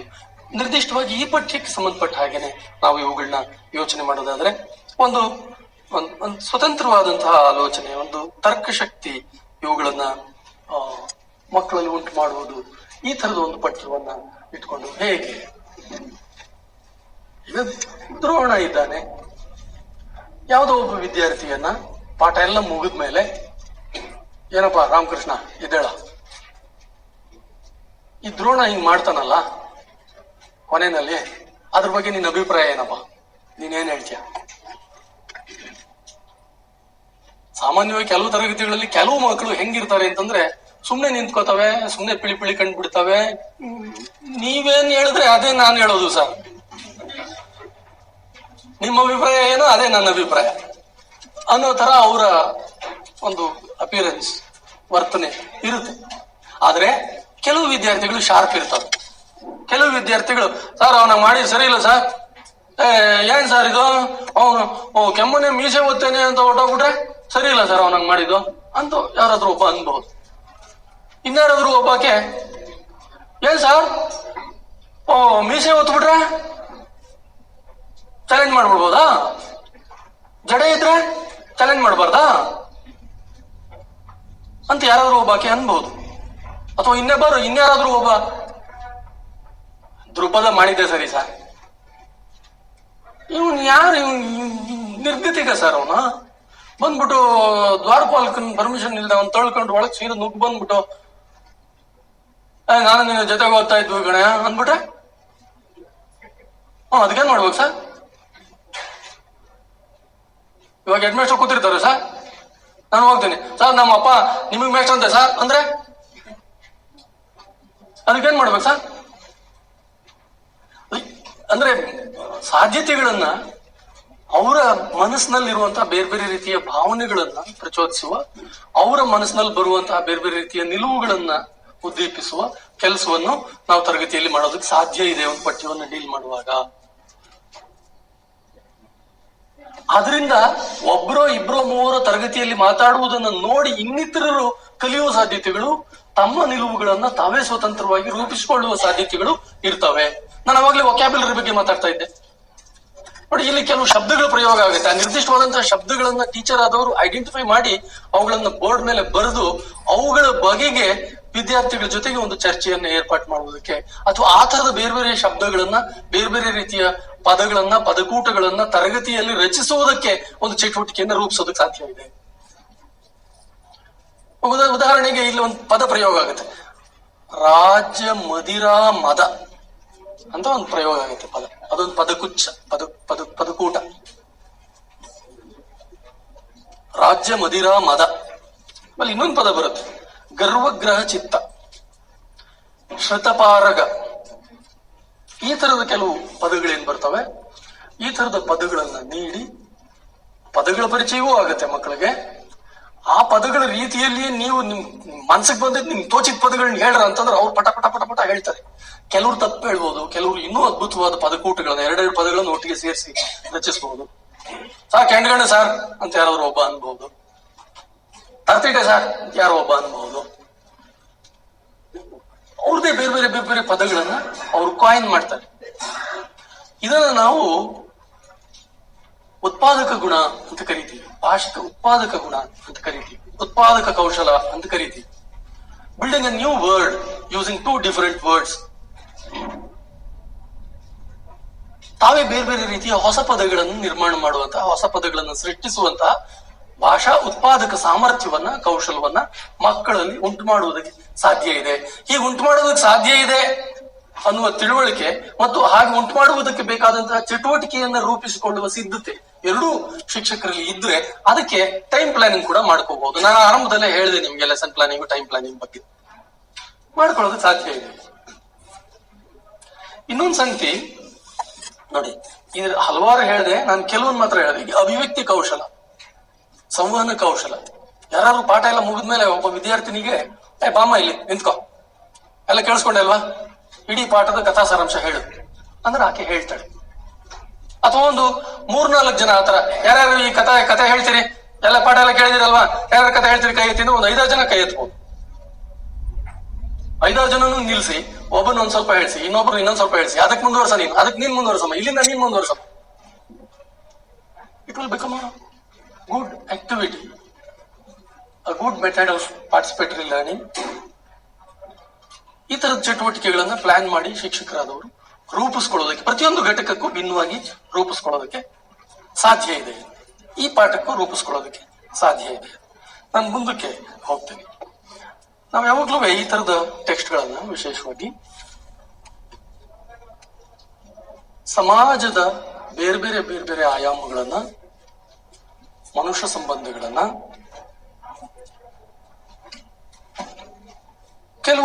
ಕೆಲವು ತಾತ್ವಿಕವಾದಂತಹ ಸಂಗತಿಗಳನ್ನ, ಕೆಲವು ನೈತಿಕವಾದಂತಹ ಸಂಗತಿಗಳನ್ನ ಚರ್ಚಿಸುವಂತಹ ಸ್ಪ್ರಿಂಗ್ ಬೋರ್ಡ್ ಆಗಿ ಯೂಸ್ ಮಾಡೋದಕ್ಕೆ ಸಾಧ್ಯ ಇದೆ. A piece of text is a springboard to take jump to present society. ನಮ್ಮ ಇವತ್ತಿನ ಸಮಾಜದ ಬೇರೆ ಬೇರೆ ಬೇರೆ ಬೇರೆ ಸಂಗತಿಗಳನ್ನ ಚರ್ಚಿಸುವುದಕ್ಕೆ ಇದನ್ನ ಸ್ಪ್ರಿಂಗ್ ಬೋರ್ಡ್ ಆಗಿ ಕೂಡ ಯೂಸ್ ಮಾಡ್ಕೊಳ್ಳೋದಕ್ಕೆ ಸಾಧ್ಯ ಇದೆ. ನಾವು ಪಠ್ಯದ ಸಂಗತಿ, ಕಂಟೆಂಟ್ ಏನಿದೆ, ಕಂಟೆಂಟ್ ಅನ್ನ ಮಕ್ಕಳಿಗೆ ಸಾರಾಂಶ ರೂಪದಲ್ಲಿ, ಕಥನ ರೂಪದಲ್ಲಿ ದಾಟಿಸುವುದು ಮಾತ್ರವಲ್ಲ, ಆ ಕಂಟೆಂಟ್ ಅನ್ನ ಅನಲೈಸ್ ಮಾಡಬೇಕು, ಕಂಟೆಂಟ್ ಅನಾಲಿಸಿಸ್ ಒಂದು ನಡಿಬೇಕು. ಅಷ್ಟೇ ಅಲ್ಲ, ಅದರ ಅರ್ಥ ಸಾಧ್ಯತೆಗಳನ್ನ ಪ್ರಸ್ತುತ ಸಮಾಜದ ಹಿನ್ನೆಲೆಯಲ್ಲಿ, ವೈಯಕ್ತಿಕ ನಡಾವಳಿಯ ಹಿನ್ನೆಲೆಯಲ್ಲಿ, ವೈಯಕ್ತಿಕ ನೈತಿಕ ಪ್ರಜ್ಞೆಯ ಹಿನ್ನೆಲೆಯಲ್ಲಿ ಚರ್ಚಿಸಬೇಕು. ಅದನ್ನು ಬೇರೆ ಬೇರೆ ಬೇರೆ ಬೇರೆ ಹಂತಗಳಿಗೆ ತಗೊಂಡು ಹೋಗ್ಬೇಕು. ನಾನು ಆಶಯದ ಹಿನ್ನೆಲೆಯಲ್ಲಿ ಚರ್ಚೆ ಮಾಡೋದು, ತಾತ್ವಿಕತೆಯ ಹಿನ್ನೆಲೆಯಲ್ಲಿ ಚರ್ಚೆ ಮಾಡೋದು ಅಂತೆಲ್ಲ ಹೇಳ್ತಾ ಇದ್ದೆ. ಈ ಪಠ್ಯ ಭಾಗವನ್ನೇ ಆಧರಿಸಿ ಇವುಗಳನ್ನು ವಿಸ್ತರಿಸ್ಕೊಳ್ಳೋದಾದ್ರೆ, ಫಾರ್ ಎಕ್ಸಾಂಪಲ್ ನೋಡಿ, ಇದನ್ನ ನಾವು ಒಂದು ವರ್ಣ ಸಂಘರ್ಷದ ಕಥನವಾಗಿ ನೋಡುವುದಕ್ಕೆ ಸಾಧ್ಯ ಇದೆ. ನಾನು ಬೇಕಂತಾನೆ ಟೆಕ್ಸ್ಟ್ ಅನ್ನ ಯಾವ ಭಾಗನೂ ಓದ್ತಾ ಇಲ್ಲ. ನೀವೆಲ್ಲರೂ ಟೀಚರ್ಸ್ ಆಗಿರೋದ್ರಿಂದ, ನೀವ್ಯಾರು ವಿದ್ಯಾರ್ಥಿಗಳು ಅಲ್ಲದೆ ಇರೋದ್ರಿಂದ, ನೀವೆಲ್ಲರೂ ಓದಿದ್ದೀರಿ, ಪಾಠ ಮಾಡಿದ್ದೀರಿ ಅಂತ ತಿಳಿದು ಇದನ್ನ ನಾನು ಚರ್ಚೆಗೆ ತಗೋತಾ ಇದ್ದೀನಿ. ಇದನ್ನು ಬ್ರಾಹ್ಮಣ ಕ್ಷತ್ರಿಯ ಸಂಘರ್ಷದ ಒಂದು ಪ್ರತೀಕವಾಗಿ ನೋಡುವುದಕ್ಕೆ ಸಾಧ್ಯ ಇದೆ. ಬ್ರಾಹ್ಮಣ್ಯದ ಪ್ರತೀಕವಾಗಿ ದ್ರೋಣನು, ಕ್ಷತ್ರಿಯತೆಯ ಪ್ರತೀಕವಾಗಿ ದ್ರುಪದನು ನಮಗೆ ಈ ಪಠ್ಯ ಭಾಗದಲ್ಲಿ ಕಾಣಿಸ್ತಾರೆ. ಬ್ರಾಹ್ಮಣ ಕ್ಷತ್ರಿಯ ಸಂಘರ್ಷದ ಪ್ರತೀಕವಾಗಿ ಇದನ್ನು ಚರ್ಚೆ ಮಾಡೋದಕ್ಕೆ ಸಾಧ್ಯ ಇದೆ. ವರ್ಣ, ವರ್ಗ, ಜಾತಿ, ಧರ್ಮ ಇವುಗಳಿಗೆ ಈ ಸಂಘರ್ಷದ ಒಂದು ಎಕ್ಸ್ಟೆನ್ಷನ್ ತಗೊಳ್ಳೋದಕ್ಕೂ ಸಾಧ್ಯ ಇದೆ. ಇವತ್ತಿನ ಸಮಾಜಕ್ಕೆ ಅದನ್ನು ಅನ್ವಯಿಸಿಕೊಂಡು ಯೋಚನೆ ಮಾಡೋದಕ್ಕೂ ಸಾಧ್ಯ ಇದೆ. ಮಕ್ಕಳ, ಇಲ್ಲಿ ಮನುಷ್ಯತ್ವದ ಪ್ರಶ್ನೆ ಬರುತ್ತೆ. ಇಂತಪ್ಪರೇ ನಾಣಿಲಿಗಾಳ್ ಮಾನಸರ್ ಅನ್ನುವ ಮಾತು ಬರುತ್ತೆ. ಇಷ್ಟೊಂದು ನಾಚಿಗೆಟ್ಟವ್ರ ತರ ವರ್ತಿಸ್ಬೋದಾ ಮನುಷ್ಯರು? ಛೇ ಛೇ ಛೇ, ಇವನು ಬ್ರಾಹ್ಮಣನ ಎಂತು ಬೇಳ್, ಇಂಥವನನ್ನ ನಾವು ಬ್ರಾಹ್ಮಣ ಅಂತ ಕರಿತೀವ? ಈ ತರದ ಪ್ರಶ್ನೆಗಳು ಪಠ್ಯಭಾಗದಲ್ಲಿ ಬರ್ತವೆ. ನಾನು ಮನುಷ್ಯತ್ವ ಅಂತಂದ್ರೆ ಏನು ಹಾಗಾದ್ರೆ? ಈ ತರದ ಪ್ರಶ್ನೆಗಳನ್ನ ತರಗತಿಯಲ್ಲಿ ನಾವು ಎತ್ಕೊಳ್ಳೋದಕ್ಕೆ ಸಾಧ್ಯ ಇದೆ. ಬ್ರಾಹ್ಮಣ್ಯ ಅಂತಂದ್ರೆ ಏನು, ಬ್ರಾಹ್ಮಣತನ ಅಂತಂದ್ರೆ ಏನು ಹಾಗಾದ್ರೆ?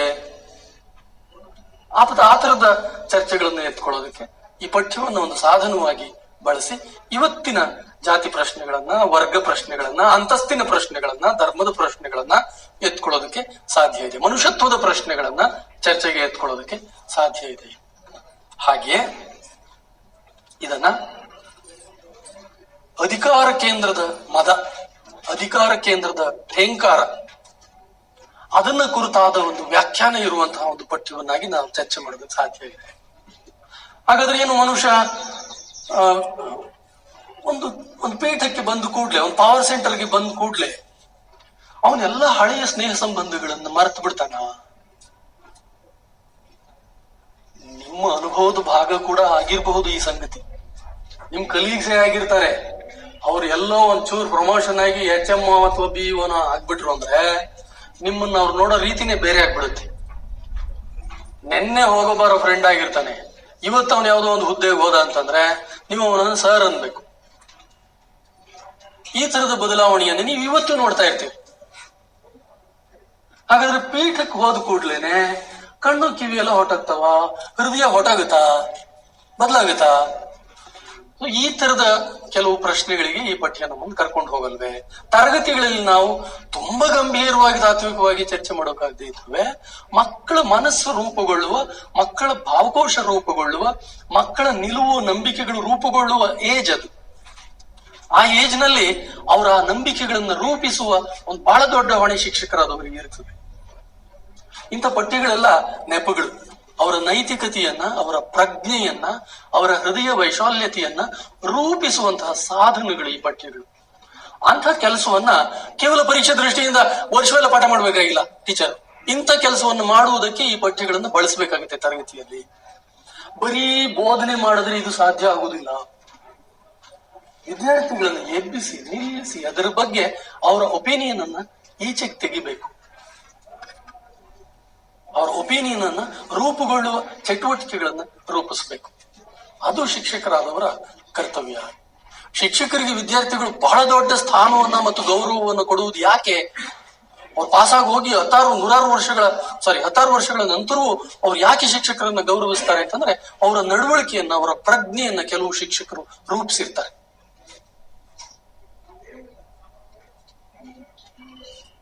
ತರಗತಿಯಲ್ಲಿ ಮಾತ್ರವೇ ಅಲ್ಲ, ತರಗತಿಯ ಹೊರಗೂ ಕೂಡ ಕೆಲವೊಮ್ಮೆ ರೂಪಿಸಿರ್ತಾರೆ. ತಮ್ಮ ಜೀವನದಿಂದ ಕೆಲವರು, ತಮ್ಮ ನಡವಳಿಕೆಯಿಂದ ಕೆಲವರು ರೂಪಿಸಿರ್ತಾರೆ. ಹಾಗಾಗಿ ಶಿಕ್ಷಕರು ಗೌರವಾರ್ಹರಾಗ್ತಾರೆ. ಈ ಪಠ್ಯವನ್ನ ಕೆಮ್ಮನೆ ಮೀಸೆ ಒತ್ತೇನೆ ಪಠ್ಯವನ್ನ ಡೀಲ್ ಮಾಡುವಾಗ ಹಾಗೆ ನಾವು ಸ್ನೇಹ ಮತ್ತು ಅಧಿಕಾರಶಾಹಿಯ ಸಂಬಂಧಗಳ ಒಂದು ಚರ್ಚೆಗೆ ಈ ಪಠ್ಯವನ್ನು ಬಳಸುವುದಕ್ಕೆ ಸಾಧ್ಯ ಇದೆ. ಹಾಗಾದ್ರೆ ಸ್ನೇಹ ಅಂತ ಅನ್ನೋದು ಮರೆತು ಹೋಗ್ತದ ಅನ್ನುವ ಚರ್ಚೆಗೆ ತಗೊಂಡು ಹೋಗೋದಕ್ಕೆ ಸಾಧ್ಯ ಇದೆ. ಆಮೇಲೆ ನಮ್ಮ ಸೊಸೈಟಿಯಲ್ಲಿ ಈ ಜಾತಿ ವಿಚಾರ ಬಂದಾಗ ನಮ್ಗೆಲ್ರಿಗೂ ಗೊತ್ತಿದೆ, ಮಾತೆತ್ತಿದ್ರೆ ಎರಡತಿ. ಒಂದು ಬ್ರಾಹ್ಮಣರನ್ನು ಟೀಕಿಸೋದು, ಇಲ್ಲ ಇನ್ನೊಂದು ಬ್ರಾಹ್ಮಣರನ್ನು ಹೊಗಳೋದು. ಬ್ರಾಹ್ಮಣ ಟೀಕೆ ಮತ್ತು ಬ್ರಾಹ್ಮಣ ಪ್ರಶಂಸೆ, ಈ ಎರಡು ಅತಿಗಳಲ್ಲಿ ನಾವು ಇವತ್ತು ಬದುಕ್ತಾ ಇದ್ದೀವಿ. ಇದರಿಂದ ಬಿಡುಗಡೆ ಇಲ್ವೋ? ಆ ಕುರಿತಾಗಿಯೂ ಕೂಡ ಬಹಳ ಗಂಭೀರವಾಗಿ ಟೀಚರ್ಸ್ ಯೋಚನೆ ಮಾಡಕ್ ಸಾಧ್ಯ ಇದೆ. ಈ ಪಠ್ಯವನ್ನ ಆಧರಿಸಿ ಯೋಚನೆ ಮಾಡೋದಕ್ಕೆ ಸಾಧ್ಯ ಇದೆ. ಆಮೇಲೆ ಈ ಉತ್ತರ ಕಥನವನ್ನ ಹೇಳ್ಬೇಕು ಅಂತ ಹೇಳ್ತಾ ಇದ್ದೀನಿ ನಾನು ನಿಮ್ಗೆ ಆರಂಭದಲ್ಲಿ. ಆಮೇಲೆ ಏನಾಗುತ್ತೆ, ತುಂಬಾ ಜನ ಟೀಚರ್ಸ್ಗೆ ಅದು ಗೊತ್ತಿರಬಹುದು. ನಾನ್ ಮೀಸೆ ಬೋಳಿಸ್ಬಿಟ್ಟಿದ್ದೀನಿ, ಮೀಸೆ ಇಲ್ಲ. ಅವನು ದ್ರೋಣ ಮೀಸೆ ಓದ್ತೇನೆ, ನಾನ್ ಮೀಸೆ ಓದ್ಕೊಂಡು ಏನ್ ಪ್ರಯೋಜನ, ನಾನ್ ಗಂಡ್ಸಾಗಿ ಏನ್ ಪ್ರಯೋಜನ ಅನ್ನೋ ಡೈಲಾಗು ಹೊಡೆದು, ನೋಡೋ ನೀನ್ ಹಿಂಗೆ ದುರಹಂಕಾರದಿಂದ ಮೆರಿತಾ ಇದೆಯಲ್ಲ, ಅಧಿಕಾರದ ಮದ ಏರಿ. ಆಮೇಲೆ ಇನ್ನೂ ಒಂದು, ಅಧಿಕಾರ ಮತ್ತು ಈ ಕಳ್ಳು ಇವೆರಡು ಒಟ್ಟಿಗೆ ಒಡಹುಟ್ಟದವು ಅಂತ ಹೇಳ್ತಾನ.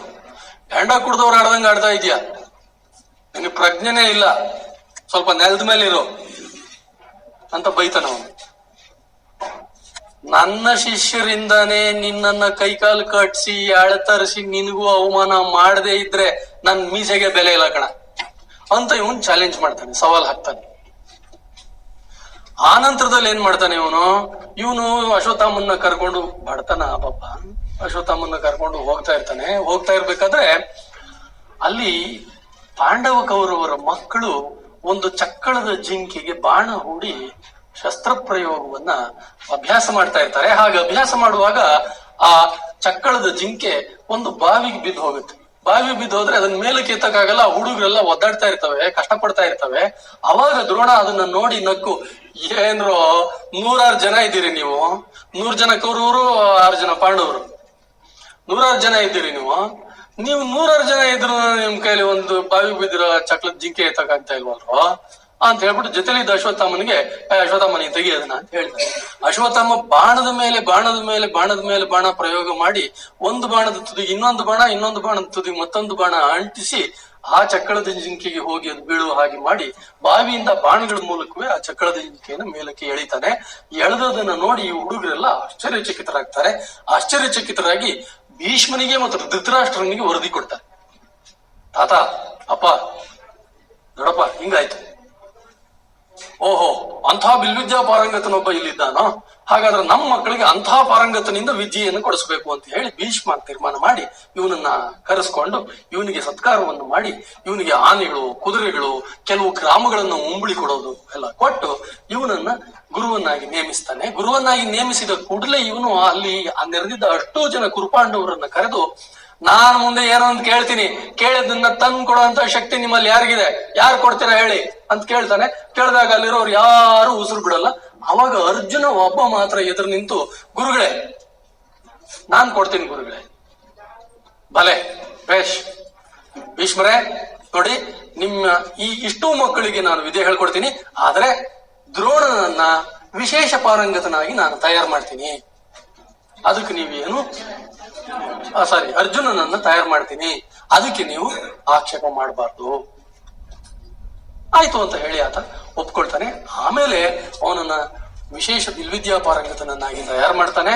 ಅವನು ಮತ್ತು ಇತರರ ಜೊತೆಯಲ್ಲಿ ದೃಪದನ ಮೇಲೆ ಇವರೆಲ್ಲರೂ ವಿದ್ಯೆ ಕಲಿತ ನಂತರ ದಂಡೆತ್ತಿ ಹೋಗಿ ಅವನನ್ನ ಸೆರೆ ಹಿಡಿದು ಕೈಕಾಲು ಕಟ್ಟಿ ತರ್ತಾರೆ. ತಂದಾಗ ಮಂಚದ ಮೇಲೆ ಕೂತ್ಕೊಂಡು ದ್ರೋಣ ಅವನನ್ನ ಕೆಳಗಡೆ ಬೀಳಿಸಿ ಅವನ ಮೇಲೆ ಕಾಲಿಟ್ಟು ಅವನನ್ನ ತುಳಿದು ಅವನಿಗೆ ಅವಮಾನ ಮಾಡ್ತಾನೆ. ಆಮೇಲೆ ಮತ್ತೆ ಅವನ ಕಟ್ಟುಗಳನ್ನ ಬಿಡಿಸಿ ಅವನನ್ನು ವಾಪಸ್ ಕಳಿಸ್ತಾನೆ. ವಾಪಸ್ ಕಳಿಸುವಾಗ ಅವನ್ ಪ್ರತಿಜ್ಞೆ ಮಾಡ್ತಾನೆ, ದೃಪದ, ಇವಾಗ ನಿನಗೆ ಶಕ್ತಿ ಬಂದಿದೆ ದ್ರೋಣ, ಅಲ್ಲ ನಮ್ಮ ಹಳೆ ಸ್ನೇಹ ಮರ್ತ್ಬಿಟ್ಟಿಯಲ್ಲ ನೀನು, ಇವಾಗ ಇವನಿಗೆ ಸ್ನೇಹ ನೆನಪಾಗುತ್ತೆ. ನಿನ್ನ ಮೇಲೆ ನಾನು ಸೇಡ್ ತೀರಿಸ್ಕೊಳ್ದೆ ಇದ್ರೆ ನನ್ನ ಹೆಸರು ದೃಪದನೇ ಅಲ್ಲ. ಅವನು ಮಗ ಕುರುಕ್ಷೇತ್ರ ಯುದ್ಧದಲ್ಲಿ ದ್ರೋಣನನ್ನ ಕೊಲ್ತಾನೆ, ದೃಪದನ ಮಗ. ಇವನು ಮತ್ತೆ ತನ್ನ ಮಗಳು ದ್ರೌಪದಿಯನ್ನ ಅರ್ಜುನನಿಗೆ ಮತ್ತು ಪಾಂಡವರಿಗೆ ಕೊಟ್ಟು ವಿವಾಹ ಮಾಡಿ ಅವರುಗಳನ್ನೇ ಅಳಿಯರನ್ನಾಗಿ ಮಾಡಿಕೊಳ್ತಾನೆ. ಇದು ನೋಡಿ ಹೇಗಿದೆ. ಸೊ ಈ ಉತ್ತರ ಕಥನವನ್ನ ನೀವು ಮಕ್ಕಳಿಗೆ ವಿವರಿಸಿದ್ರೆ, ಓಹೋ ಹಿಂಗೆಲ್ಲ ಆಯ್ತು ಮುಂದಕ್ಕೆ.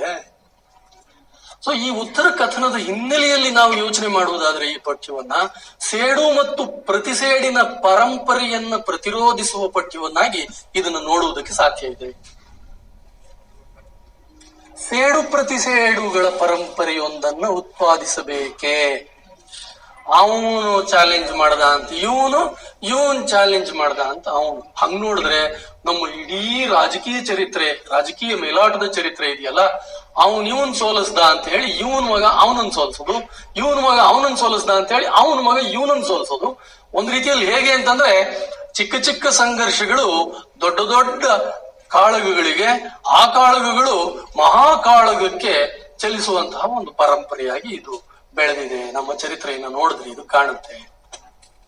ಆ ದೊರೆ ಈ ದೊರೆಯನ್ನು ಸೋಲಿಸಿದ, ಈ ದೊರೆಯ ಮಗ ಮತ್ತ ಆ ದೊರೆ ಮೇಲೆ ಸೇಡ್ ತೀರ್ಸ್ಕೊಳ್ಳೋದಕ್ಕೆ ಇಡೀ ಜೀವನ ಸಿದ್ಧ ಮಾಡ್ಕೊಂಡ, ಹೋಗಿ ಯುದ್ಧ ಮಾಡದ. ಇದೇನಾ ಬದುಕು? ಈ ಶೇಡಿಗೆ ಪ್ರತಿ ಶೇಡನ್ನ ತೀರಿಸಿಕೊಳ್ಳುವುದೇ ಮಾನವ ಜೀವನದ ಉದ್ದೇಶವೇ? ಇದೇನ ಮನುಷ್ಯತ್ವ ಅಂದ್ರೆ? ಇದೇನ ಪರಾಕ್ರಮ ಅಂದ್ರೆ? ಆಮೇಲೆ ಅವನು ಹೇಳೋ ಮಾತಿದೆಯಲ್ಲ, ನಾವ್ ಇನ್ನೊಂದ್ ಕಡೆಗೆ ಅದನ್ನ ನಾನು ಅವಾಗ್ಲೇ ಹೇಳಿದೆ, ಒಂಚೂರು ಸೂಚನೆ ಕೊಟ್ಟೆ. ಮೀಸೆ ಏನ್ ಮೀಸೆ ಬರೋದು ಅಂದ್ರೆ? ಹಂಗಾರೆ ಮೀಸೆ ಇಲ್ದೇ ಇರೋರ್ ಗತಿ ಏನು? ತುಂಬಾ ಜನಕ್ಕೆ ಮೀಸೆ ಇರಲ್ಲಪ್ಪ, ಹೆಣ್ಮಕ್ಳಿಗೆ ಮೀಸೆ ಇರಲ್ಲಪ್ಪ, ಹಂಗಾದ್ರೆ ಅವ್ರಿಗೆಲ್ಲ ಪರಾಕ್ರಮ ಇರಲ್ವ? ಆಮೇಲೆ ಪುರುಷ ಮತ್ತು ಪೌರುಷ, ಅದ್ ನೋಡ್ರಿ ಭಾಷಾ ರಾಜಕಾರಣ ಎಂತದ್ ನೋಡ್ರಿ. ಪೌರುಷ ಏನಾದ್ರೂ ಇದ್ರೆ ಅದು ಪುರುಷರಿಂದಲೇ ಡಿರೈವ್ ಆಗ್ಬೇಕಂತೆ. ಈ ಪಠ್ಯ ಹಾಗೆ ಒಂದು ಲಿಂಗ ರಾಜಕಾರಣವನ್ನ ನಮ್ಮ ಮನಸ್ಸಿನಲ್ಲಿ ಬಿತ್ತತ್ತ ಪರೋಕ್ಷವಾಗಿ, ಅಪ್ರಜ್ಞಾಪೂರ್ವಕವಾಗಿ ಕೆಲವು ಸಾಹಿತ್ಯ ಘಟಕಗಳು ಲಿಂಗ ರಾಜಕಾರಣವನ್ನ ಮಾಡ್ತಾ ಇರ್ತವೆ. ಅದ್ ನಮಗ್ ಗೊತ್ತಾಗ್ತಾ ಇರಲ್ಲ. ಎಷ್ಟೋ ವೇಳೆ ನಮ್ಗೆ ಗೊತ್ತೇ ಆಗ್ತಾ ಇರಲ್ಲ. ಅಪ್ರಜ್ಞಾಪೂರ್ವಕವಾಗಿ ಹೆಣ್ಮಕ್ಳು ದುರ್ಬಲರು, ಮೀಸೆ ಹೊತ್ತಿರೋರು ಪೌರುಷ ಇರುವವರು, ಪರಾಕ್ರಮ ಇರುವವರು ಅನ್ನೋ ತರದ ಒಂದು ತಿಳುವಳಿಕೆಯನ್ನ ಇದು ಮನಸ್ಸಿನಲ್ಲಿ ಬಿತ್ತುವುದಾದ್ರೆ ಅದನ್ನು ನಾವು ತೊಡಿಬೇಕು. ಶಿಕ್ಷಕರಾದವರು ಹಿಂಗಲ್ಲ ಕಂಡ್ರ, ಇದು ತಪ್ಪು. ಅವನು ಕೆಮ್ಮನೆ ಮೀಸೆ ಒತ್ತೇನೆ ಅಂತ ಹೇಳ್ಬಾರ್ದಾಗಿತ್ತು. ಪಂಪ ಕೂಡ ಇದ್ರ ಬದಲು ಬೇರೆ ಇನ್ನೇನಾದ್ರೂ ಬಳಸಬಹುದಾಗಿತ್ತು. ಬಳಸ್ಬಿಟ್ಟಿದ್ದಾನೆ. ಅದಕ್ಕೆ ನಾವೇನ್ ಮಾಡ್ಬೇಕು? ನಾವು ಅದರಲ್ಲಿರೋ ಅರ್ಥವನ್ನ ತಿಳಿಬಾರ್ದು ಅಥವಾ ಹಾಗೆ ಭಾವಿಸಬಾರ್ದು. ಪಠ್ಯ ಹೇಳುವ ಎಲ್ಲ ವಿಚಾರಗಳನ್ನು ನಾವು ಅಕ್ಸೆಪ್ಟ್ ಮಾಡ್ಕೋಬೇಕು ಅಂತಿಲ್ಲ. ಸಾಮಾನ್ಯವಾಗಿ ನಮ್ಮಲ್ಲಿ ತಿಳುವಳಿಕೆ ಏನಿದೆ ಅಂತಂದ್ರೆ, ಈ ತರದ ಕೆಲವು ಬರಹಗಳಲ್ಲಿ ಇರುವಂತಹ ವಿಚಾರಗಳು ಅವು ಸತ್ಯ, ಅವು ಸರಿ, ಅವು ಗುಣಾತ್ಮಕವಾದುವು ಅಂತ ತಿಳಿಯುವಂತಹ ಅಪಾಯಗಳಿರ್ತವೆ. ಪಠ್ಯದ ಇಂಗಿತಗಳನ್ನ, ಪಠ್ಯದ ಮೌಲ್ಯ ಪ್ರಜ್ಞೆಯನ್ನ ಅದು ಈ ಹೊತ್ತಿಗೆ ಅಪಾಯಕಾರಿಯಾದುದು ಅಂತ ನಮಗೆ ಅನ್ಸಿದ್ರೆ, ಅನವಶ್ಯಕ ಅಂತ ಅನ್ಸಿದ್ರೆ, ಅಪ್ರಸ್ತುತ ಅಂತ ಅನ್ಸಿದ್ರೆ ಅದನ್ನ ಪ್ರಶ್ನಿಸುವ, ತಿರಸ್ಕರಿಸುವ ಹಕ್ಕು ಮತ್ತು ಸ್ವಾತಂತ್ರ್ಯವನ್ನ ಮಕ್ಕಳಿಗೆ ನಾವು ತಿಳಿಸ್ಕೊಡ್ಬೇಕಾಗತ್ತೆ. ಯಾವುದೇ ನುಡಿ ರಚನೆ ಅದೊಂದು ನುಡಿ ರಚನೆಯೇ ವಿನಃ ಚಾರಿತ್ರಿಕವಾಗಿ ಘಟಿಸಿದ ಘಟನೆ ಅಲ್ಲ. ಒಂದ್ ವೇಳೆ ಚಾರಿತ್ರಿಕವಾಗಿ ಘಟಿಸಿದ ಘಟನೆ ಆಗಿದ್ದಾಗ್ಯೂ ಅದನ್ನು ನಾವು ಈ ಹೊತ್ತಿನ ಒಂದು ಮೌಲ್ಯ ಪ್ರಜ್ಞೆಯ ಒಂದು ಶಾಸನ ಅಂತ ತಗೋಬೇಕಾಗಿಲ್ಲ. ಆ ತರದೊಂದು ಪ್ರಜ್ಞೆಯನ್ನ ರೂಪಿಸುವ ಕೆಲಸವನ್ನ ಯಾವುದೇ ಪಠ್ಯವನ್ನ ಪಾಠ ಮಾಡುವಾಗ ಶಿಕ್ಷಕರಾದವರು ಮಾಡಬೇಕಾಗುತ್ತೆ. ಜಾತಿ ರಾಜಕಾರಣದ, ಲಿಂಗ ರಾಜಕಾರಣದ, ಧರ್ಮ ರಾಜಕಾರಣದ, ಅಂತಸ್ತಿನ ವರ್ಗ ರಾಜಕಾರಣದ ಯಾವುದೇ ರೀತಿಯ ಅಪಕಲ್ಪನೆಗಳನ್ನ ಬಿತ್ತುವ ಪಠ್ಯ ರಾಜಕಾರಣವನ್ನ ಶಿಕ್ಷಕರಾದವರು ವಿರೋಧಿಸಬೇಕಾಗತ್ತೆ. ವಿದ್ಯಾರ್ಥಿಗಳಲ್ಲಿ ಆ ಪ್ರಜ್ಞೆಯನ್ನ ಮೂಡಿಸ್ಬೇಕಾಗತ್ತೆ. ಅದು ಶಿಕ್ಷಕರ ಹೊಣೆ. ಪರೀಕ್ಷೆಗೆ ತಯಾರು ಮಾಡುವುದು ಮಾತ್ರವೇ ಅಲ್ಲ, ಜಗತ್ತಿಗೆ ತಯಾರು ಮಾಡಬೇಕು ಮಕ್ಕಳನ್ನ. ಅವ್ರ ವ್ಯಕ್ತಿತ್ವ ನಿರ್ಮಾಣವೇ ನಮ್ಮ ಪಠ್ಯ ಬೋಧನೆಯ ಬಹಳ ಮುಖ್ಯವಾದಂತಹ ಒಂದು ಅಂಗ ಆಗ್ಬೇಕು. ಒಬ್ಬ ಮ್ಯಾಥಮ್ಯಾಟಿಕ್ಸ್ ಟೀಚರ್ ಮಾಡುವ ಕೆಲಸಕ್ಕಿಂತ, ಒಬ್ಬ ಫಿಸಿಕ್ಸ್ ಟೀಚರ್ ಮಾಡುವ ಕೆಲಸಕ್ಕಿಂತ ಹೆಚ್ಚು ಒಬ್ಬ ಲಿಟ್ರೇಚರ್ ಟೀಚರ್, ಒಬ್ಬ ಲ್ಯಾಂಗ್ವೇಜ್ ಟೀಚರ್ ಹೇಳುವ ಮಾತುಗಳು ಮಕ್ಕಳಿಗೆ ತುಂಬಾ ಕಾಲ ನೆನಪಲ್ಲಿ ಉಳಿಯತ್ವೆ. ಅದರಲ್ಲೂ ಕಥೆ ಮೂಲಕ ಹೇಳೋದಿದೆಯಲ್ಲ, ಅದು ಬಹಳ ಪರಿಣಾಮಕಾರಿಯಾದದ್ದು. ಕಥನದಷ್ಟು, ಅದರಲ್ಲೂ ನಾಟಕೀಯ ಕಥನದಷ್ಟು ಪರಿಣಾಮಕಾರಿಯಾದಂತಹ ಒಂದು ಘಟಕ ಇನ್ನೊಂದಿಲ್ಲ. ಬಹಳ ಎಫೆಕ್ಟಿವ್ ಆದಂತಹ ಒಂದು ಘಟಕ ನುಡಿ ಘಟಕ.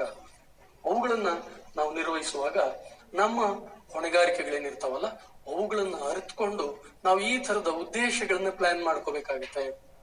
ಲೆಸನ್ ಪ್ಲಾನ್ ಮಾಡ್ಕೊಳ್ಳೋದು ಅಂತಂದ್ರೆ ಇವುಗಳು ಅದರ ಭಾಗ. ನಾವು ಯಾವ ಉದ್ದೇಶಗಳನ್ನ ತರಗತಿಯಲ್ಲಿ ಮಕ್ಕಳ ಜೊತೆ ಮುನ್ನೆಲೆಗೆ ತರಬೇಕು ಅನ್ನುವುದನ್ನ ಚಿಂತಿಸಿ ಪ್ಲಾನ್ ಮಾಡ್ಕೋಬೇಕಾಗುತ್ತೆ.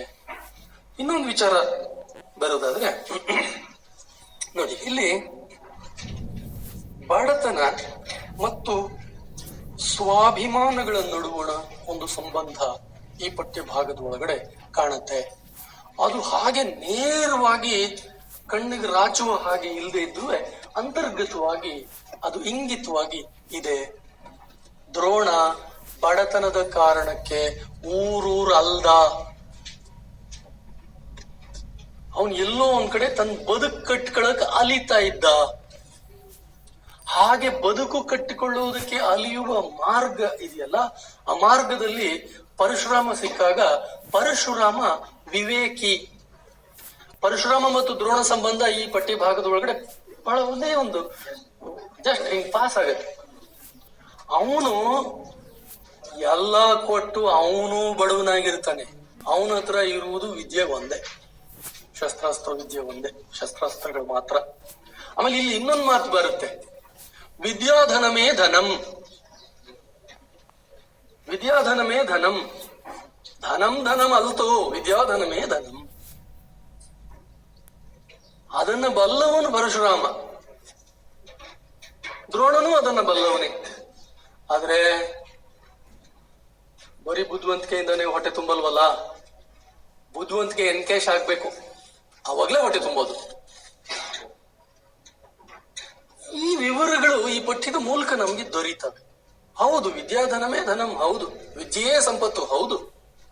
ಆದ್ರೆ ಆ ವಿದ್ಯೆಯ ಸಂಪತ್ತಿನ ಜೊತೆಯಲ್ಲಿಯೇ ವಿನಯದ ಸಂಪತ್ತು ಇರಬೇಕು. ವಿದ್ಯೆಯ ಸಂಪತ್ತು ವಿನಯದ ಸಂಪತ್ತು ಮಾತ್ರವೇ ಇದ್ರೆ ಸಾಕೇಂದ್ರಪ್ಪ ಮಕ್ಕಳ ಅಂತ ಕೇಳಿದ್ರೆ ಅವಾಗ ಅವ್ರು ಹೇಳ್ತಾರೆ, ಇಲ್ಲ ಸರ್ ಸ್ವಲ್ಪ ದುಡಿಲು ಬೇಕು, ಇಲ್ದೇ ಇದ್ರು ಹೊಟ್ಟೆ ಪಾಡ್ ನಡೆಯಲ್ಲ ಅಂತ ಅವರೇ ಹೇಳ್ತಾರೆ. ಮಹಾಜ್ಞಾನಿ ತನ್ನ ಜ್ಞಾನವನ್ನ ಕ್ರಿಯೆಗೆ ಒಳಪಡಿಸದೇ ಇದ್ದಲ್ಲಿ ಆ ಜ್ಞಾನ ಡೆಡ್, ವೇಸ್ಟ್. ಕ್ರಿಯೆ ಇಲ್ಲದ ಜ್ಞಾನ, ಇನ್ನೊಬ್ಬರಿಗೆ ಹಂಚಿಕೆಯಾಗದ ಜ್ಞಾನ, ಇನ್ನೊಬ್ಬರಿಗೆ ದಾಟದ ಜ್ಞಾನ, ಅದು ವ್ಯರ್ಥ. ಅಂಥ ಒಂದು ತತ್ವವನ್ನ ಈ ಪಠ್ಯ ಹೇಳ್ತಾ ಇದೆಯಾ? ಹೇಳ್ತಾ ಇದೆ. ನೋಡಿ, ವಿದ್ಯಾಧನಮೇ ಧನಂ ಅಂತ ಹೇಳಿದಂತಹ ದ್ರೋಣ ಪರಶುರಾಮನಿಂದ, ಅಪ್ಪ ನಿನ್ನ ಹತ್ರ ಒಂದು ಅಡಿಕೆನೂ ಬೇಕಾಗಿಲ್ಲ ನನಗೆ, ಅವನು ಹೇಳ್ತಾನೆ ನನ್ನ ಹತ್ರ ಒಂದು ಅಡಿಕೆನೂ ಇಲ್ಲ ಅಂತ. ಆಮೇಲೆ ಇವನನ್ನ ಅವನು ಪೂಜಿಸ್ತಾನೆ, ಗೌರವಿಸ್ತಾನೆ. ಪರಶುರಾಮ ದ್ರೋಣನನ್ನ ಗೌರವಿಸ್ತಾನೆ, ಮಣ್ಣಿನ ಪಾತ್ರೆಯಲ್ಲಿ ನೀರನ್ನ ಕೊಟ್ಟು ಗೌರವಿಸ್ತಾನೆ. ಚಿನ್ನದ ಪಾತ್ರೆ ಇದ್ದಂಥವನು ಈಗ ಮಣ್ಣಿನ ಪಾತ್ರೆಯನ್ನ ಉಳ್ಳವನಾಗಿದ್ದಾನೆ. ಅವನ ಹತ್ರ ಇವನು ಹೋದಾಗ, ನಾನು ಹಿಂಗೇನ ತೊಂದರೆ ಆಗ್ಬಿಟ್ಟೆ, ತಾಪತ್ರೆ ಆಗ್ಬಿಟ್ಟದೆ ಅಂತಂದಾಗ, ನನ್ನ ಹತ್ರ ಇರೋದನ್ನ ಕೊಡ್ತೀನಿ ತಗಪ್ಪ, ನನ್ನ ಹತ್ರ ಶಸ್ತ್ರಗಳಿದ್ದಾವೆ ತಗ. ನೀವು ಅವನಿಂದ ಬೇಕಾದಷ್ಟು ಶಸ್ತ್ರಾಸ್ತ್ರಗಳನ್ನ ಪಡಿತಾನೆ. ದೃಪದ ಮತ್ತು ದ್ರೋಣ ತಮ್ಮ ಗುರುವಿನಿಂದ ಪಡೆದ ವಿದ್ಯೆಯ ಜೊತೆಯಲ್ಲಿ ದೃಪದ ಅಧಿಕಾರಕ್ಕೆ ಅಂಟಿಕೊಳ್ತಾನೆ, ದ್ರೋಣ ಕಲಿಕೆಯನ್ನ ಮುಂದುವರಿಸ್ತಾನೆ. ಪರಶುರಾಮನಿಂದ ಅವನು ಪಡೆದದ್ದು ವಿದ್ಯೆಯನ್ನ, ಜ್ಞಾನವನ್ನ. ಆಮೇಲೆ ಅವನು ಆ ವಿದ್ಯೆಯನ್ನ ಮತ್ತು ಆ ಜ್ಞಾನವನ್ನ ಕುರುಪಾಂಡವರಿಗೆ ಕೊಟ್ಟ.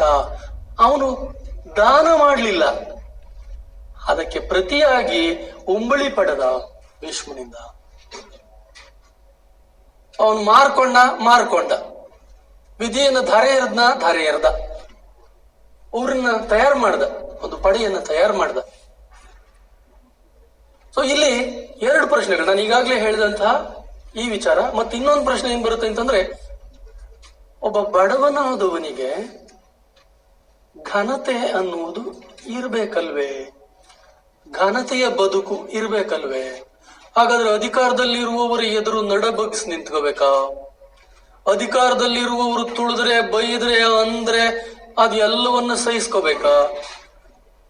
ಬಡವರಿಗೆ ಅವಮಾನ ಮಾತ್ರವೇ ಗತಿನ? ಘನತೆವೆತ್ತ ಬದುಕನ್ನ ಅವರು ನಡೆಸೋದಕ್ಕೆ ಸಾಧ್ಯ ಇಲ್ವಾ? ಈ ತರದ ಪ್ರಶ್ನೆಯನ್ನ ಈ ಪಠ್ಯ ಎತ್ತುತ್ತಾ ಅಂದ್ರೆ ಎತ್ತುತ್ತೆ. ಈ ತರದ ತಿಳುವಳಿಕೆಗೆ ನಮ್ಮನ್ನ ಈ ಪಠ್ಯ ಕರ್ಕೊಂಡು ಹೋಗುತ್ತಾ ಅಂದ್ರೆ ಕರ್ಕೊಂಡು ಹೋಗುತ್ತೆ. ಸೊ ತಾತ್ವಿಕತೆಯ ಕುರಿತು, ಆಶಯದ ಕುರಿತು ನಾವು ಚರ್ಚೆ ಮಾಡುವಾಗ ಈ ತರದ ಪಠ್ಯ ಭಾಗಗಳನ್ನ ತರಗತಿಯಲ್ಲಿ ಈ ವಿಚಾರಗಳನ್ನ ಮಕ್ಕಳಲ್ಲಿ ನಾವು ಉಂಟು ಮಾಡುವುದಕ್ಕೆ, ಅವ್ರ ಮನಸ್ಸಿನಲ್ಲಿ ಈ ಬಗೆಗೆ ತಿಳುವಳಿಕೆ ಉಂಟಾಗುವುದಕ್ಕೆ ನಾವು ಇದನ್ನ ಒಂದು ಟೂಲ್ ಆಗಿ, ಒಂದು ಸಾಧನವಾಗಿ ಬಳಸಬೇಕಾಗುತ್ತೆ. ಅರ್ಥಿತನ ಅಂತಂದ್ರೆ ಬಿಡುವುದು. ಹಾಗೆ ನೋಡಿದ್ರೆ ವಿದ್ಯಾರ್ಥಿ ಅಂದ್ರೇನೆ ಅವನು ಜ್ಞಾನಾರ್ಥಿ. ಹಾಗಾದ್ರೆ ಅರ್ಥಿತನು ವಿನಯದಿಂದಿರಬೇಕು, ನಿಜ. ಅಭಿಮಾನವೇ ಇರಬಾರ್ದೆ, ಸ್ವಾಭಿಮಾನವೇ ಇರಬಾರ್ದೆ. ಶಿಕ್ಷಕರಾದವ್ರಿಗೂ ಇದೊಂದು ಪಾಠ. Don't hurt your students. ನಿಮ್ಮ ವಿದ್ಯಾರ್ಥಿಗಳನ್ನ ಸಾರ್ವಜನಿಕವಾಗಿ ತರಗತಿಯಲ್ಲಿ ಅವಮಾನಿಸಬೇಡಿ. ನಿಮ್ಗೆ ಅಧಿಕಾರ ಇದೆ, you are in a power centre. ನೀವು ದೃಪದ ಅಲ್ಲದೆ ಬೇರೆ ಏನೂ ಅಲ್ಲ, ಜ್ಞಾನವಿರುವ ದೃಪದರು ನೀವೆಲ್ಲ. Don't humiliate your students in front of others. ನಾವು ಸಾಮಾನ್ಯವಾಗಿ ಮಾಡ್ತಾ ಇರ್ತೀವಿ, ಇನ್ಸಲ್ಟ್ ಮಾಡ್ತಾ ಇರ್ತೀವಿ. ಕೆಲವರಲ್ಲಂತೂ ಎಂತ ಸ್ಯಾಡಿಸ್ಟ್ ಮನೋಭಾವ ಇರುತ್ತೆ ಅಂತಂದ್ರೆ, ಕೆಲವು ಟೀಚರ್ಸ್ ಅಲ್ಲಿ, ಎಲ್ರಿಗೂ ಅಲ್ಲ, ಕೆಲವು ಟೀಚರ್ಸ್ ಅಲ್ಲಿ ವಿದ್ಯಾರ್ಥಿಗಳನ್ನು ಅವಮಾನಿಸೋದು.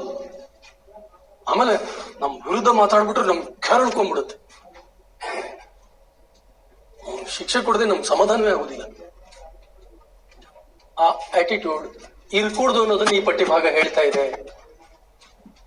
ಶಿಕ್ಷಕರಾದವರಿಗೂ ಕೂಡ ಈ ಪಠ್ಯ ಭಾಗದಲ್ಲಿ ಹಲವಾರು ವಿಚಾರಗಳು ಇದಾವೆ.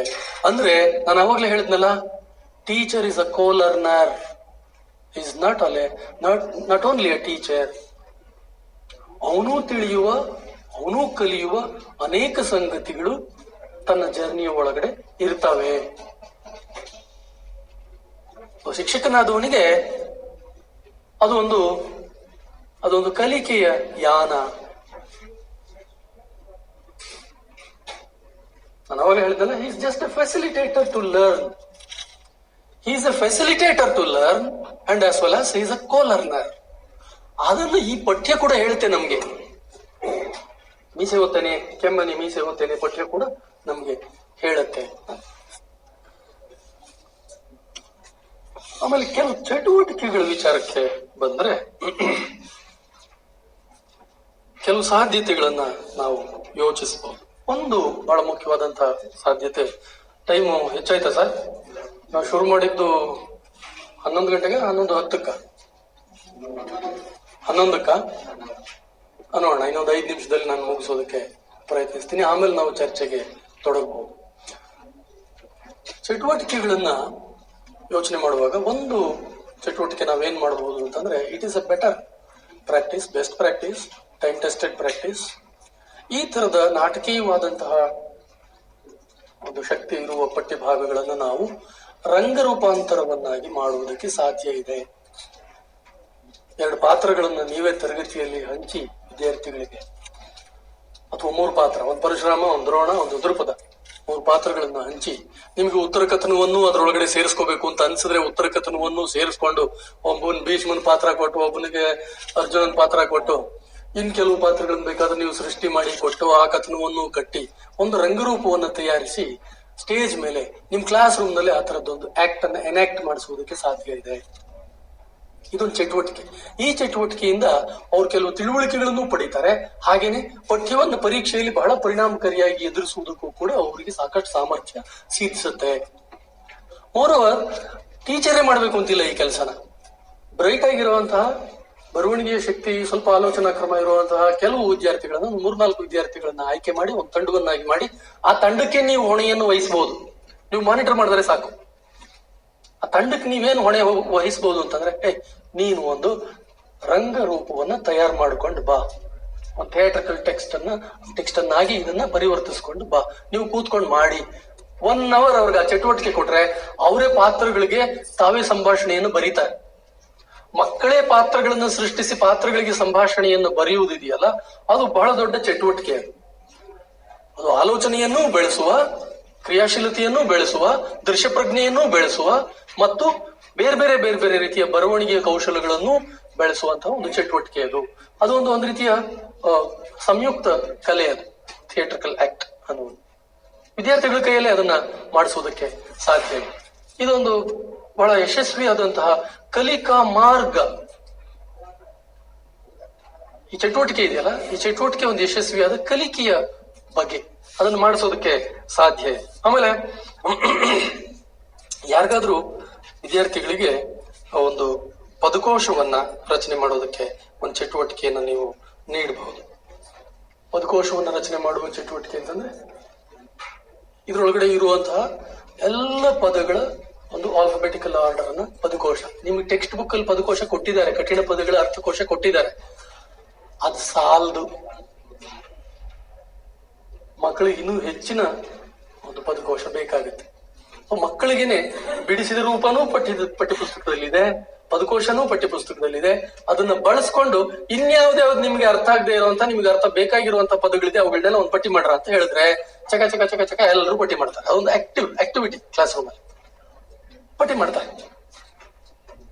ಆಮೇಲೆ ಅವಾಗಲೇ ನಿಮ್ಗೆ ಹೇಳಿದ್ನಲ್ಲ ನಾನು, ರಾಜ್ಯ ಮದಿರಾಮದ ಅಂತ ಆ ತರದ ಕೆಲವು ವಿಶಿಷ್ಟ ಪದಕೂಟಗಳನ್ನ, ಫ್ರೇಸಸ್ ಅನ್ನ, ಗಾದೆ ಮಾತಿನ ರೀತಿಯ ಮಾತುಗಳನ್ನ ನೀವು ಹೆಕ್ಕಿ ಬರೀರಪ್ಪ ಅಂತ ಯಾರಿಗಾದ್ರೂ ಒಬ್ರಿಬ್ರಿಗೆ ನೀವು ಒಂದು ಚಟುವಟಿಕೆಯನ್ನು ಕೊಡಬಹುದು. ಆ ಚಟುವಟಿಕೆಯನ್ನು ಅವರು ಮಾಡ್ತಾರೆ. ನಾನು ಸುಮ್ಮನೆ ಕೆಲವನ್ನ ಇಲ್ಲಿ ಗುರ್ತಾಕೊಂಡಿದ್ದೀನಿ ನೋಡಿ. ಒಂದು ಪದ್ಯ ಭಾಗದಲ್ಲಿ ನೊಣಕ್ಕೆ ತಿಪ್ಪೆಯೇ ಶ್ರೇಷ್ಠ ಅನ್ನುವಂತ ಒಂದು ಮಾತು ಬರುತ್ತೆ. ಅದೊಂದು ಗಾದೆ ಮಾತು, ನೊಣಕ್ಕೆ ತಿಪ್ಪೆಯೇ ಶ್ರೇಷ್ಠ. ಸಿರಿ ಕಳ್ಳೊಡ ಹುಟ್ಟಿತು, ಅದೊಂದು ಸೇಯಿಂಗ್, ಪಡೆನುಡಿ, ರೂಢಿ ಮಾತು ಅಂತ ಕರಿಬಹುದು. ಈ ತರದ ಪಡೆನುಡಿಗಳು ಈ ವಿದ್ಯಾಧನ ಮೇಧನಂ ಅದನ್ನ ಚರ್ಚೆ ಮಾಡಿದೀವಿ. ಆಮೇಲೆ ಇವನ್ ಮಾತಾಡುವಾಗ ದೃಪದ ಮಾತಾಡುವಾಗ ದೊರೆಗೂ ಬ್ರಾಹ್ಮಣನಿಗೂ ತರ ಗೆಳತನ ಅನ್ನೋ ಒಂದು ಮಾತನ್ನ ಬಳಸ್ತಾನೆ. ಅಲ್ಲ, ದೊರೆ, ನೀನ್ ಬ್ರಾಹ್ಮಣ, ನಿನಗೂ ನನಗೂ ಏನ್ ಫ್ರೆಂಡ್ಶಿಪ್? ದೊರೆಗೂ ಬ್ರಾಹ್ಮಣನಿಗೂ ತರ ಗೆಳತನ, ತರ ಕೆಳೆ ಅನ್ನೋ ಒಂದು ಪ್ರಶ್ನೆಯನ್ನ ಎತ್ತುತ್ತಾನ ಅವನು. ಅದೊಂದು ಸೇಯಿಂಗ್ ಆಗಿ ಕೂಡ ನಮ್ಗೆ ಕಾಣುತ್ತೆ. ಆ ತರದ ಪದಕೂಟಗಳನ್ನ, ಪದಗುಚ್ಛಗಳನ್ನ, ಫ್ರೇಸಸ್ ಅನ್ನ ಗುರುತಿಸುವುದಕ್ಕೆ ಹೇಳ್ಬಹುದು. ಮತ್ತು ಆ ತರದ ಇನ್ನಿತರ ಪದಕೂಟಗಳನ್ನ, ಪದಗುಚ್ಛಗಳನ್ನ, ಫ್ರೇಸಸ್ ಅನ್ನ ನಿರ್ಮಿಸುವುದಕ್ಕೂ ಕೂಡ ನೀವು ಹೇಳ್ಬಹುದು. ಆಮೇಲೆ ಕೆಲವು ಸ್ನೇಹ ಸಂಬಂಧಗಳು ಇದಾವೆ. ಈ ಉದಾಹರಣೆಗೆ ಕರ್ಣ ದುರ್ಯೋಧನ ಮಹಾಭಾರತದಲ್ಲಿ ಇರುವಂತಹ ಒಂದು ವಿಶಿಷ್ಟವಾದಂತಹ ಸ್ನೇಹ ಸಂಬಂಧ, ಗೆಳೆಯರ ಜೋಡಿ, ಅದು ಬಹಳ ವಿಶಿಷ್ಟವಾದಂತಹ ಗೆಳೆಯರ ಜೋಡಿ. ಹಾಗೆ ಭಾರತದಲ್ಲೇನೆ ಇನ್ನೊಂದು ಗೆಳೆಯರ ಜೋಡಿ ಇದೆ, ಕೃಷ್ಣ ಸುಧಾಮರ ಜೋಡಿ. ಅದು ಭಾರತದಲ್ಲಿಯೇ ಇರುವಂತದ್ದು. ಆ ರೀತಿಯ ಗೆಳೆತನದ ಜೋಡಿಗಳು ಸಂಖ್ಯಾಬಾಳ್ಯ ಲೋಕಲ್ ಆಗಿರುವಂಥದ್ದು. ಆ ತರದ ಗೆಳೆಯ ಜೋಡಿ ಏನಿದಾವೆ ಅವುಗಳನ್ನು ವಿದ್ಯಾರ್ಥಿಗಳಿಗೆ ಗುರುತಿಸೋದಕ್ಕೆ ಹೇಳಿದ್ರೆ ಅವ್ರವ್ರ ಊರಿಂದೆಲ್ಲ ಕತೆ ಹೇಳಕ್ ಶುರು ಮಾಡ್ಬೋದು. ಆ ತರದ ಒಂದು ಎಕ್ಸರ್ಸೈಸ್, ಚಟುವಟಿಕೆ ಮಾಡಿಸೋದಕ್ಕೆ ಸಾಧ್ಯ ಇದೆ. ಅದನ್ನ ಚರ್ಚೆ ಮಾಡೋದಕ್ಕೂ ಸಾಧ್ಯ ಇದೆ. ಸ್ನೇಹಿತರೆ, ಇನ್ನು ಒಂದು ಬಹಳ ಸ್ವಲ್ಪ ಹೆಚ್ಚು ಶ್ರಮಶೀಲವಾದಂತಹ ಒಂದು ಟಾರ್ಗೆಟ್ ಅದೇನು ಅಂತಂದ್ರೆ, ಹಳಗನ್ನಡ ಪಠ್ಯ ಭಾಗವನ್ನ ಸ್ವತಂತ್ರವಾಗಿ ವಿದ್ಯಾರ್ಥಿಗಳು ಓದಿಕೊಳ್ಳುವ ಹಾಗೆ ಅವರಿಗೆ ಕಲಿಸುವುದು.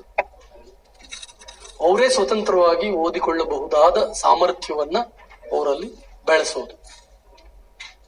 ಇದನ್ನ ಮಾಡುವುದು ಹೇಗೆ? ಅದನ್ನು ಕ್ಲಾಸ್ ರೂಮ್ ನಲ್ಲಿ ನಾವು ಒಂದು 2-3 ಟೆಕ್ಸ್ಟ್ ಗಳನ್ನ ಚರ್ಚೆ ಮಾಡೋದ್ರ ಮೂಲಕ, ನೀವು 4 ಪದ್ಯನ ನೀವು ಕ್ಲಾಸ್ ರೂಮ್ ನಲ್ಲಿ ಚರ್ಚೆ ಮಾಡಿದ್ರೆ ಮಕ್ಕಳಿಗೆ ಒಂದು ಅಭಿರುಚಿ ನಿರ್ಮಾಣ ಆಗುತ್ತೆ, ಒಂದು ಸಾಮರ್ಥ್ಯ ನಿರ್ಮಾಣ ಆಗುತ್ತೆ. ನಾನು ನಿಮ್ಗೆ ಒಂದು 2-3 ಹಂತಗಳಿದೆ, ಒಂದು 2-3 ಹಂತಗಳನ್ನ ಹೇಳ್ತೀನಿ.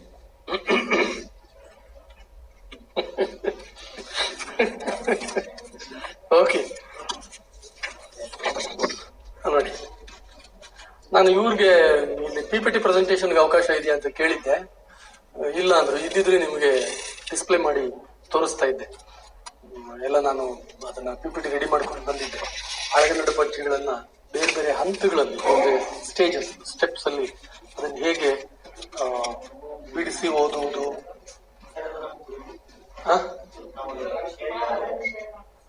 ಗ್ರೂಪ್ ಇದೆಯಾ ನಿಮ್ಮಲ್ಲಿ? ರೈಟ್, ಆಯ್ತು, ಶೇರ್ ಮಾಡ್ತೀನಿ. ಆ PPT ನೀವು ನೋಡಬಹುದು. ಅದರಲ್ಲಿ ಬೇರೆ ಬೇರೆ ಸ್ಲೈಡ್ಸ್ ನಿಮಗೆ ಬೇರೆ ಬೇರೆ ರೀತಿಯ ಹೊಳವುಗಳನ್ನ ಕೊಡುತ್ತೆ. ನೀವು ಅದನ್ನ ಗಮನಿಸಬಹುದು. ಯಾರಾದ್ರೂ ಶೇರ್ ಮಾಡ್ತೀನಿ ನಾನು.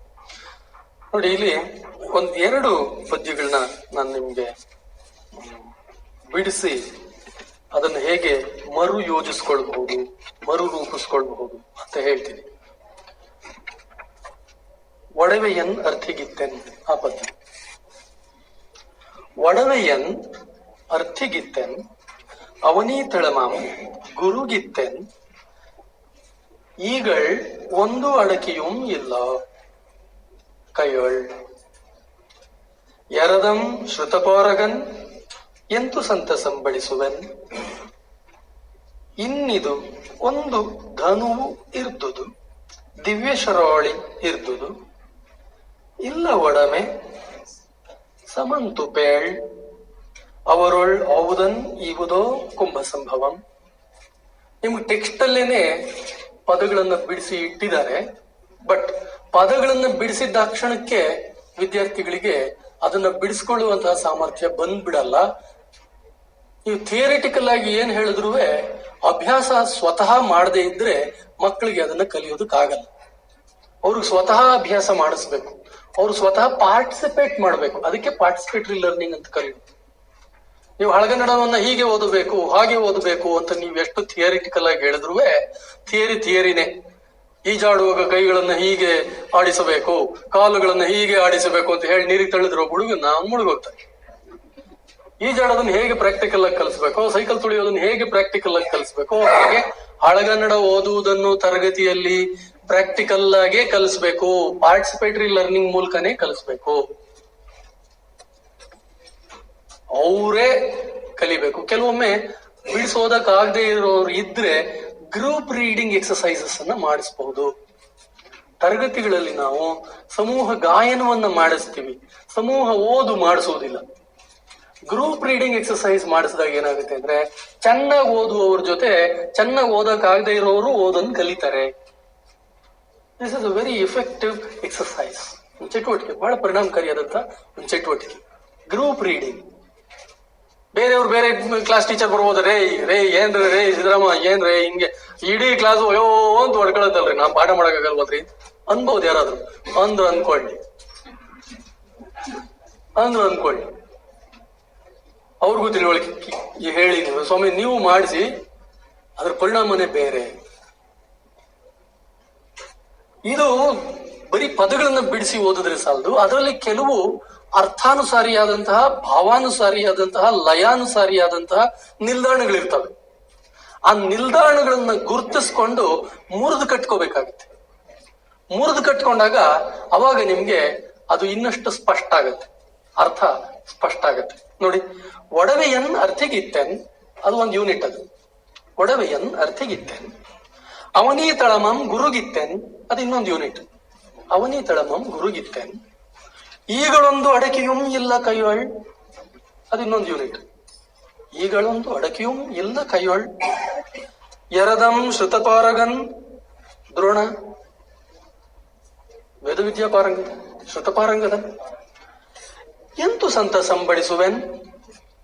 ನೀವು ಕೆಲವೊಮ್ಮೆ ಈ ತರದ ಇನ್ ಬಿಟ್ವೀನ್ ದಿ ಲೈನ್ಸ್ ಅಂತ ಏನ್ ಕರಿತೀವಿ, ಅವುಗಳ ನಡುವೆ ಕೆಲವೊಮ್ಮೆ ಫಿಲ್ಲರ್ಗಳು ಪದ್ಯಗಳಲ್ಲಿ ಇರಲ್ಲ. ನೀವು ಫಿಲ್ಲರ್ಗಳನ್ನ ನೀವೇ ಸೃಷ್ಟಿಸ್ಕೊಳ್ಬೇಕಾಗುತ್ತೆ. ಎರದಂ ಶ್ರುತಪವರಗನ್ ದ್ರೋಣನ್ ಎಂತು ಸಂತ ಸಂಬಡಿಸುವೆನ್ ಇವನನ್. ಅದಿಲ್ಲ, ನಾನು ಇಲ್ದೇ ಇರೋದನ್ನ ಸೇರಿಸ್ಕೊಂಡು ಹೇಳ್ತಾ ಇದ್ದೀನಿ. ಪದ್ಯದಲ್ಲಿ ಕೆಲವು ಶಬ್ದಗಳಿಲ್ಲ. ಆ ಫಿಲ್ಲರ್ಸ್ ನ ನೀವು ಟೀಚರ್ ಆದವರು ತಗೋಬೇಕು. ಇನ್ನು ಇದು ಒಂದು ಧನುವು ಇರ್ದುದು ಅದೊಂದು ಯೂನಿಟ್. ದಿವ್ಯ ಶರಾಳಿ ಇರ್ದುದು ಒಂದ್ ಮೂರು ಯೂನಿಟ್. ಇಲ್ಲ ಒಡಮೆ, ಬೇರೆ ಒಡವೆ ಇಲ್ಲ, ಇಲ್ಲ ಒಡಮೆ ಇನ್ನೇನು ಇಲ್ಲ. ಸಮಂತು ಪೇಳ್ ಕುಂಭ ಸಂಭವ ಸಮಂತು ಪೇಳ್. ಕೆಲವೊಮ್ಮೆ ಈ ರೀತಿಯ ಮರು ಸಂಯೋಜನೆಯ ಒಳಗಡೆ ಅಲ್ಲೆಲ್ಲ ಇರೋ ಪದನ್ ತಗೊಂಬಂದು ಇಲ್ಲಿ ಸೇರಿಸ್ಕೋಬೇಕಾಗತ್ತೆ. ಪದ್ಯದಲ್ಲಿ ಕೊನೆ ಭಾಗದಲ್ಲಿರೋ ಪದನ್ ಮಧ್ಯದಲ್ಲೋ ಅಥವಾ ಆರಂಭದಲ್ಲೋ ತಂದು ಸೇರಿಸ್ಕೋಬೇಕಾಗತ್ತೆ. ಪದ್ಯದ ವಾಕ್ಯಾತ್ಮಕ ಸ್ಟ್ರಕ್ಚರ್ ಮತ್ತು ಗದ್ಯದ ಸಿಂಟ್ಯಾಕ್ಟಿಕಲ್ ಸ್ಟ್ರಕ್ಚರ್ ಡಿಫರೆಂಟ್ ಆಗಿರುತ್ತೆ. ನೀವು ಅದನ್ನ ಬೇರೆ ಬೇರೆ ರೀತಿಯಲ್ಲಿ ಮರು ಸಂಯೋಜಿಸಿಕೊಂಡಾಗ ಬೇರೆ ಬೇರೆ ರೀತಿಯ ಅರ್ಥ ಸಾಧ್ಯತೆಗಳು ಸಿಗ್ತಾ ಹೋಗ್ತವೆ. ಮತ್ತೆ ಓದೋದನ್ನ ಪ್ರಾಕ್ಟೀಸ್ ಮಾಡಿದ್ರೆ ವಿದ್ಯಾರ್ಥಿಗಳಿಗೂ ಕೂಡ ಅದು ಪ್ರಾಕ್ಟೀಸ್ ಆಗತ್ತೆ. ವಿದ್ಯಾರ್ಥಿಗಳಿಗೂ ಪ್ರಾಕ್ಟೀಸ್ ಮಾಡಿಸಿದ್ರೆ ಅವ್ರು ಕಲಿಯೋದಕ್ಕೆ ಈಸಿ ಆಗುತ್ತೆ. ಅವರೊಳ್ ಔದನ್ ಇವುದೋ ಕುಂಭ ಸಂಭವ, ಕುಂಭ ಸಂಭವ ಅವರೊಳ್ ಔದನ್ ಇವುದೋ. ನಾನೇನು ಅರ್ಥ ಹೇಳ್ಬೇಕಾಗಿಲ್ಲ, ನಿಮ್ಗೆಲ್ರಿಗೂ ಗೊತ್ತಿದೆ ಅನ್ಕೊಂಡು ಮುಂದೆ ಹೋಗ್ತೀನಿ. ಇನ್ನೊಂದು ನೋಡಿ, ಇನ್ನೊಂದು ಪದ್ಯ ನುಡಿ ತಡ ಒಪ್ಪುವುದು ಒಂದು. ಆ ಪದ್ಯ ಸುಮ್ಮನೆ ನಿಮ್ಗೆ ಪ್ರಾತ್ಯಕ್ಷಿಕೆಗೆ ಓದ್ತೀನಿ. ನುಡಿ ತಡ ಒಪ್ಪುವುದು ಒಂದು, ಮೊಗದೊಳ್ ಮರುಕಂ ದೊರೆಕೊಳ್ಳುವುದು ಒಂದು, ನಾಣ್ ಕಿಡೆಗುಡದಿರ್ಪುದು ಒಂದು, ನುಡಿಗಳ್ ಮೊರೆಯಂ ಮರೆಯಿಪ್ಪುದು ಒಂದು, ಕಳ್ಗುಡಿದವರಂದಂ ಇಂತು ಸಿರಿ ಸಾರ್ತರೆ ಸಾರುವುದು, ಅದರ್ಕೆ ಸಂದೆಯಂಬಡದೆ ಜಲಕ್ಕನ್ ಈಗಳರಿದೆಂ ಸಿರಿ ಕಳ್ಳೊಡ ಹುಟ್ಟಿತೆಂಬುದಂ. ಸಿರಿ ಕಳ್ ಒಡ ಹುಟ್ಟಿತು ಎಂಬುದಂ. ನೋಡಿ, ಇಲ್ಲಿ ಬೇರೆ ಬೇರೆ ಯೂನಿಟ್ಗಳಿದೆ. ಆ ಯೂನಿಟ್ಗಳನ್ನ ಪಂಪನ್ ಕಾವ್ಯದ ಒಂದು ಬಹಳ ವಿಶೇಷತೆ ಏನು ಅಂತಂದ್ರೆ ಅಲಿಟ್ರೇಷನ್ಸ್, ಲಯದ ನಿಲ್ದಾಣಗಳು, ಅರ್ಥದ ನಿಲ್ದಾಣಗಳು ಒಂದೇ ರೀತಿಯಲ್ಲಿ ಕೊನೆಯಾಗ್ತವೆ ಅವನ ಪದ್ಯದಲ್ಲಿ. ಸ್ವರಾಂತ್ಯದಲ್ಲಿ ಕೊನೆಯಾದರೆ ಸ್ವರಾಂತ್ಯದಲ್ಲಿ, ವ್ಯಂಜನಾಂತ್ಯದಲ್ಲಿ ಕೊನೆಯಾದರೆ ವ್ಯಂಜನಾಂತ್ಯದಲ್ಲಿ, ಕೆಲವೊಮ್ಮೆ ಸವರ್ಣೀಯವಾಗಿ, ಕೆಲವೊಮ್ಮೆ ನಿರ್ದಿಷ್ಟವಾದಂತಹ ಪದಪುಂಜಗಳೊಂದಿಗೆ ಕೊನೆಯಾಗತ್ತೆ. ಪಂಪನ ಬೇರೆ ಬೇರೆ ಬೇರೆ ಬೇರೆ ಪದ್ಯದ ಒಳಘಟಕಗಳು. ಆ ಒಳಘಟಕಗಳನ್ನು ನಾವು ಮುರಿದು ಮರು ಸಂಯೋಜನೆ ಮಾಡಿಕೊಂಡಾಗ ಅದರ ಅರ್ಥ ವಿನ್ಯಾಸಗಳು ನಮಗೆ ಸ್ಪಷ್ಟವಾಗ್ತವೆ. ನೋಡಿ, ನುಡಿ ತಡವು ಅಪ್ಪುದು ಒಂದು, ನುಡಿ ತಡವು ಅಪ್ಪುದು ಒಂದು, ಮೊಗದೊಳ್ ಮರುಕಂ ದೊರೆಕೊಳ್ಳುವುದು ಒಂದು. ಒಂದು ಒಂದು ಒಂದು ಅಂತಾನೆ ಎಂಡ್ ಆಗುತ್ತೆ. ನೀವು ಒಂದನ್ನ ಆ ಕಡೆಯಿಂದ ಈ ಕಡೆಗೆ ತಗೊಂಡ್ಬಿಟ್ರೆ ಪದ್ಯ ಅರ್ಥವಾಗಲ್ಲ. ಅಥವಾ ಎಲ್ಲೋ ಮಿಸ್ ಹೊಡಿತಾ ಇದೆ ಅಂತ ಅನ್ಸುತ್ತೆ. ಮೊಗದೊಳ್ ಮರುಕಂ ದೊರೆಕೊಳ್ಳುವುದು ಒಂದು, ನಾಣ್ಗೆ ಎಡೆ ಕುಡದಿರ್ಪುದು ಒಂದು, ನುಡಿಗಳ್ ಮೊರೆಯಂ ಮರೆಯಿಪ್ಪುದು ಒಂದು, ಕಳ್ ಕುಡಿದವರ್ ಅಂದಮಂ ಇಂತು, ಕಳ್ ಕುಡಿದವರ್ ಅಂದಂ ಇಂತು, ಸಿರಿ ಸಾರ್ತರೆ ಸಾರುವುದು, ಅಂದಂ ಇಂತು ಸಿರಿ ಸಾರ್ತರೆ ಸಾರುವುದು, ಅದಕ್ಕೆ ಸಂದೇಯಂಬಡದೆ ಜಲಕ್ಕನೆ ಈಗಳ್ ಅರಿದೆಂ. ಅದಷ್ಟು ಒಂದೇ ಯೂನಿಟ್. ಅದಕ್ಕೆ ಸಂದೇಯಂಬಡದೆ ಜಳಕ್ಕನೆ ಈಗಳ್ ಅರಿದೆಂ, ಸಿರಿ ಕಳ್ಳು ಒಡ ಹುಟ್ಟಿತು ಎಂಬುದಂ. ಸಿರಿ ಕಳ್ಳು ಒಡ ಹುಟ್ಟಿದವು ಎಂಬುದನ್ನು ಈಗಲೇ ಸಂದೇಹವಿಲ್ಲದೆ ನಿಸ್ಸಂಶಯವಾಗಿ ಅರಿತೆನೋ, ತಿಳಿದೆನೋ. ಅಯ್ಯ, ನೀನು ನೋಡಿದ ಕೂಡಲೇ ಗೊತ್ತಾಯ್ತು ನನಗೆ, ಈ ಸಿರಿ ಮತ್ತು ಕಳ್ಳು ಎರಡು ಅಣ್ತಮ್ಗಳು, ಒಡಹುಟ್ಟಿದವರು. ಸಿರಿ ಕುಡ್ದವರು ಕಳ್ಳು ಕುಡ್ದವರು ಇಬ್ರು ಹಿಂಗೆ ಆಡೋದು. ಅವ್ರಿಗೆ ಸಂಬಂಧಗಳೇ ಗೊತ್ತಾಗಲ್ಲ. ನಾನು ಯಾರ ಜೊತೆ ಮಾತಾಡ್ತಾ ಇದ್ದೀನಿ ಅನ್ನೋದೇ ಗೊತ್ತಾಗಲ್ಲ. ನೀನು ಹಂಗೆ ಆಡ್ತಾ ಇದೀಯಾ. ಅದ್ರ ಅರ್ಥ ಸಾಧ್ಯತೆಗಳು ಏನಾದ್ರೂ ಇರ್ಲಿ, ಅದನ್ನ ಬಿಡಿಸೋದು ಒಂದು ಎಕ್ಸಸೈಸ್ ಅನ್ನ ನಾನು ನಿಮ್ಮೆದುರಿಗೆ ಮಾಡಿದೆ. ಮುಂದಿನ ಪದ್ಯ ಕೂಡ ಅದು ಬಹಳ ವಿಶಿಷ್ಟವಾಗಿದೆ. ಅದನ್ನ ಓದಿ ನನ್ನ ಮಾತುಗಳನ್ನ ಮುಗಿಸ್ತೀನಿ. ಆಮೇಲೆ ನಾವು ಚರ್ಚೆಗೆ ತೊಡಗಬಹುದು. ಎಂದು ಸೈರಿಸದೆ, ಅವನು ಹಾಗಂದಾಗ ಸೈರಿಸದೆ, ಕಾಳ ನೊಳವಿಂಗೆ. ಆಕ್ಚುಲಿ ಪಠ್ಯಪುಸ್ತಕದಲ್ಲಿ ಅದು ಎರಡು ಒಟ್ಟಿಗೆ ಪ್ರಿಂಟ್ ಆಗಿದೆ. ಹಾಗೆ ಒಟ್ಟಿಗೆ ಪ್ರಿಂಟ್ ಆಗಬಾರ್ದು, ಸ್ಪೇಸ್ ಇರಬೇಕು. ಕಳ ನೊಳವಿಂಗೆ, ಕಳ ಮತ್ತು ನೊಳವಿಂಗೆ ನಡುವೆ ಸ್ಪೇಸ್ ಬೇಕು. ಪಠ್ಯಪುಸ್ತಕದಲ್ಲಿ ಸ್ಪೇಸ್ ಇಲ್ಲ. ಕಳ ಅದು ಅವನನ್ನು ಉದ್ದೇಶಿಸಿ ಹೇಳ್ತಾ ಇರೋದು. ಏ ದುಷ್ಟ, ದುಷ್ಟ ದೃಪದನೇ, ಛೇ ಕಳ ನೊಳವಿಂಗೆ ಕುಪ್ಪೆವರಂ ಎಂಬವಾಲ್, ನೊಳವಿಂಗೆ ಕುಪ್ಪೆವರಂ ಎಂಬವಾಲ್. ಅದೊಂದು ಯೂನಿಟ್. ನಿನ್ನದೊಂದು ಅಳವು ಆಂಬರಂ ಉಂಟೆ. ಆಹಾ, ಇನ್ನದೊಂದು ಅಳವು. ಅಳವು ಅಂದ್ರೆ ಆಕ್ಚುಯಲ್ ಮೀನಿಂಗ್ ಪರಾಕ್ರಮ ಅಂತ. ಇಲ್ಲಿ ಕೆಲವೊಮ್ಮೆ ನಾವು ಡಿಕ್ಷನರಿ ಮೀನಿಂಗ್ ಅನ್ನು ತಗೊಳಕಾಗಲ್ಲ, ಸಾಂದರ್ಭಿಕವಾದ ಅರ್ಥಗಳನ್ನು ನಾವು ಕಲ್ಪಿಸ್ಕೋಬೇಕಾಗುತ್ತೆ. ಹಳಗನ್ನಡ ಪಠ್ಯ ಭಾಗಗಳನ್ನು ಓದುವಾಗ ಪದಗಳಿಗೆ, ಪದಾರ್ಥಗಳಿಗೆ ಡಿಕ್ಷನರಿಯನ್ನು ಬಳಸುವುದು ಅಗತ್ಯ. ಕೆಲವೊಮ್ಮೆ ಡಿಕ್ಷನರಿ ಯೂಸ್ ಆಗಲ್ಲ, ಸಾಂದರ್ಭಿಕವಾಗಿ ಅದಕ್ಕೆ ಬೇರೆ ಅರ್ಥನೇ ಬರುತ್ತೆ. ನೋಡಿ, ಇಲ್ಲಿ ನಿನ್ನದೊಂದು ಅಳವು ಆಂಬರಂ ಉಂಟೆ ಅನ್ನುವ ಮಾತಿನಲ್ಲಿ ನಿನ್ನದೊಂದು ಅಳವು ಅನ್ನುವುದಕ್ಕೆ ನಿನ್ನ ಪರಾಕ್ರಮ ಅಂತ ಅರ್ಥ ತಗೊಂಡ್ರೆ ಸ್ವಲ್ಪ ದೂರ ಅನ್ವಯ ಆಗುತ್ತೆ. ಅದನ್ನ ನಿನ್ ಯೋಗ್ಯತೆ ನನಗ್ ಗೊತ್ತಿಲ್ವೇನಯ್ಯ, ನಿನ್ನದೊಂದು ಅಳವು, ನಿನ್ನ ಯೋಗ್ಯತೆ ನನಗ್ ಗೊತ್ತಿಲ್ವಾ. ಆಂಬರಂ ಉಂಟೆ ಅಂತಂದ್ರೆ ಆಕ್ಚುಯಲ್ ಮೀನಿಂಗು ನನ್ ತನಕ ಬಂತ, ನನ್ ತನಕ ಬರಕ್ಕಾಗತ್ತಾ. ಅದು ಸ್ವಲ್ಪ ದೂರಾನ್ವಯ ಮಾಡ್ಕೊಂಡು ನಿನ್ ಪರಾಕ್ರಮ ಏನು ಅಂತ ನನಗ್ ಗೊತ್ತು, ನನ್ನ ಹತ್ರ ಏನ್ ನಡೆಯಲ್ಲ ಬಿಡು ಅಂತ ಅವ್ನು ಹೇಳ್ತಾವನೆ ಅನ್ನೋದನ್ನು ನಾವು ಕಲ್ಪಿಸ್ಕೋಬಹುದು. ನಿನ್ನದೊಂದು ಅಳವು ಆಂಬರಂ ಉಂಟೆ, ಓಹೋ ನಾನ್ ತನಕ ಬಂದ್ಬಿಡ ನೀನು, ಆಗಲ್ಲ ಬಿಡು, ನಿನ್ ಕೈಲಿ ಆಗಲ್ಲ ಬಿಡು.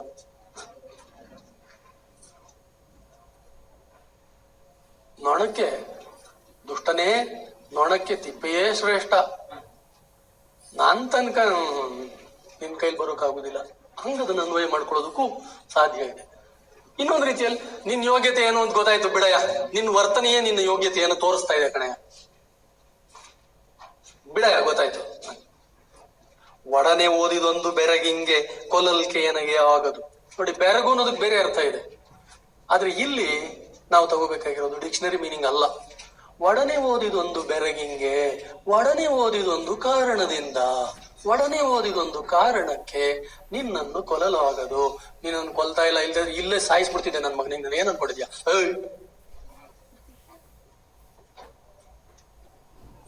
ಅದಕ್ಕೆ ಹೇಳಿದ್ದು ಶಿಕ್ಷಕರು ಕಲ್ಪಿಸ್ಕೋಬೇಕಾಗತ್ತೆ ಕೆಲವೊಮ್ಮೆ.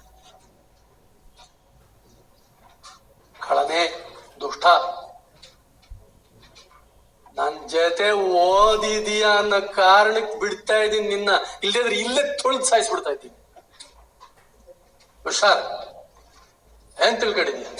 ಓಹೋ, ಏನ್ ನೀನು ಪರಾಕ್ರಮನೋ, ನೀನು ದೊರೆನೋ, ನೀನು ರಾಜನೋ, ನೀನು ರಾಜನಿಗೂ ಬ್ರಾಹ್ಮಣನಿಗೂ ಎಲ್ಲಿಯ ಕೆಳೆ. ಆಹಾ, ಏನ್ ಕೇಳ್ತೀಯ? ನಾನೇನು ಅಂತ ತೋರಿಸ್ತೀನಿ. ಇಲ್ಲ, ಅವನು ದ್ರೋಣ ಮಾತಾಡ್ತಾ ಇರೋದು, ನಾನಲ್ಲ. ಅವನು ಹೇಳ್ತಾನೆ ನೋಡಿ, ಈ ಸಭಾವಳಯದೊಳ್ ಎನ್ನನ್ ಏಳಿಸಿದ ನಿನ್ನನ್ ಅನಾಕುಳಂ, ಈ ಸಭಾವಳಯದೊಳ್ ಎನ್ನನ್ ಏಳಿಸಿದ ನಿನ್ನನ್, ನನ್ನನ್ನ ಕೆರಳಿಸಿದ, ನನ್ನನ್ನು ಅವಮಾನಿಸಿದ, ನನ್ನನ್ನು ಅವಮಾನಿಸಿದ ನಿನ್ನನ್ನು ಅನಾಕುಳಂ ನಿರಾಯಾಸವಾಗಿ ಎನ್ನ ಚಟ್ಟರಿಂ ತಳಬೆಳಗಾಗಿ ಕಟ್ಟಿಸದೆ ಮಾಂದೊಡೆ ಕೆಮ್ಮನೆ ಮೀಸೆ ಓದ್ತೇನೆ, ಕೆಮ್ಮನೆ ಮೀಸೆ ಓದ್ತೇನೆ. ನನ್ನನ್ನು ನೀನು ಈ ಸಭಾ ಮಧ್ಯದಲ್ಲಿ ಅವಮಾನಿಸಿದ್ದೀಯ, ಅದು ಬಹಳ ಮುಖ್ಯ. ಎನ್ನನ್ ಏಳಿಸಿದ ನಿನ್ನನ್ನು, ನನ್ನನ್ನು ಈ ಸಭಾ ಮಧ್ಯದಲ್ಲಿ ಅವಮಾನಿಸಿದ ನಿನ್ನನ್ನ ನನ್ನ ಶಿಷ್ಯರಿಂದಾನೇ ಎಳೆದು ತರಿಸದೆ ಹೋದರೆ ನನ್ನನ್ನು ಮೀಸೆ ಹೊತ್ತವನು ಅಂತಾನೆ ಕರಿಬೇಡ, ನನ್ನನ್ನು ಗಂಡಸು ಅಂತಾನೆ ಕರಿಬೇಡ, ನನ್ನನ್ನು ದ್ರೋಣ ಅಂತಾನೆ ಕರಿಬೇಡ, ನನ್ನನ್ನು ಗುರು ಅಂತಾನೆ ಕರಿಬೇಡ. ಅದುವರೆಗೆ ಅವನು ಗುರು ಅಲ್ಲ, ಮುಂದೆ ಅವನು ಗುರುವಿನ ಉದ್ಯೋಗವನ್ನ ಪಡಿತಾನೆ. ಅಲ್ಲಿಂದ ಹಾಗಾದ್ರೆ ಅವನ ಬದುಕಿನ ಉದ್ದೇಶ ಏನು? ಅವನ ಬದುಕಿನ ಉದ್ದೇಶ ದೃಪದನನ್ನ ಸೋಲಿಸುವುದಲ್ಲ, ಅಥವಾ ದೃಪದನಿಗೆ ತನಗೆ ದೃಪದನಿಂದ ಆದ ಅವಮಾನವನ್ನ ಅದನ್ನ ತೀರಿಸಿಕೊಳ್ಳುವುದು ಅಲ್ಲ.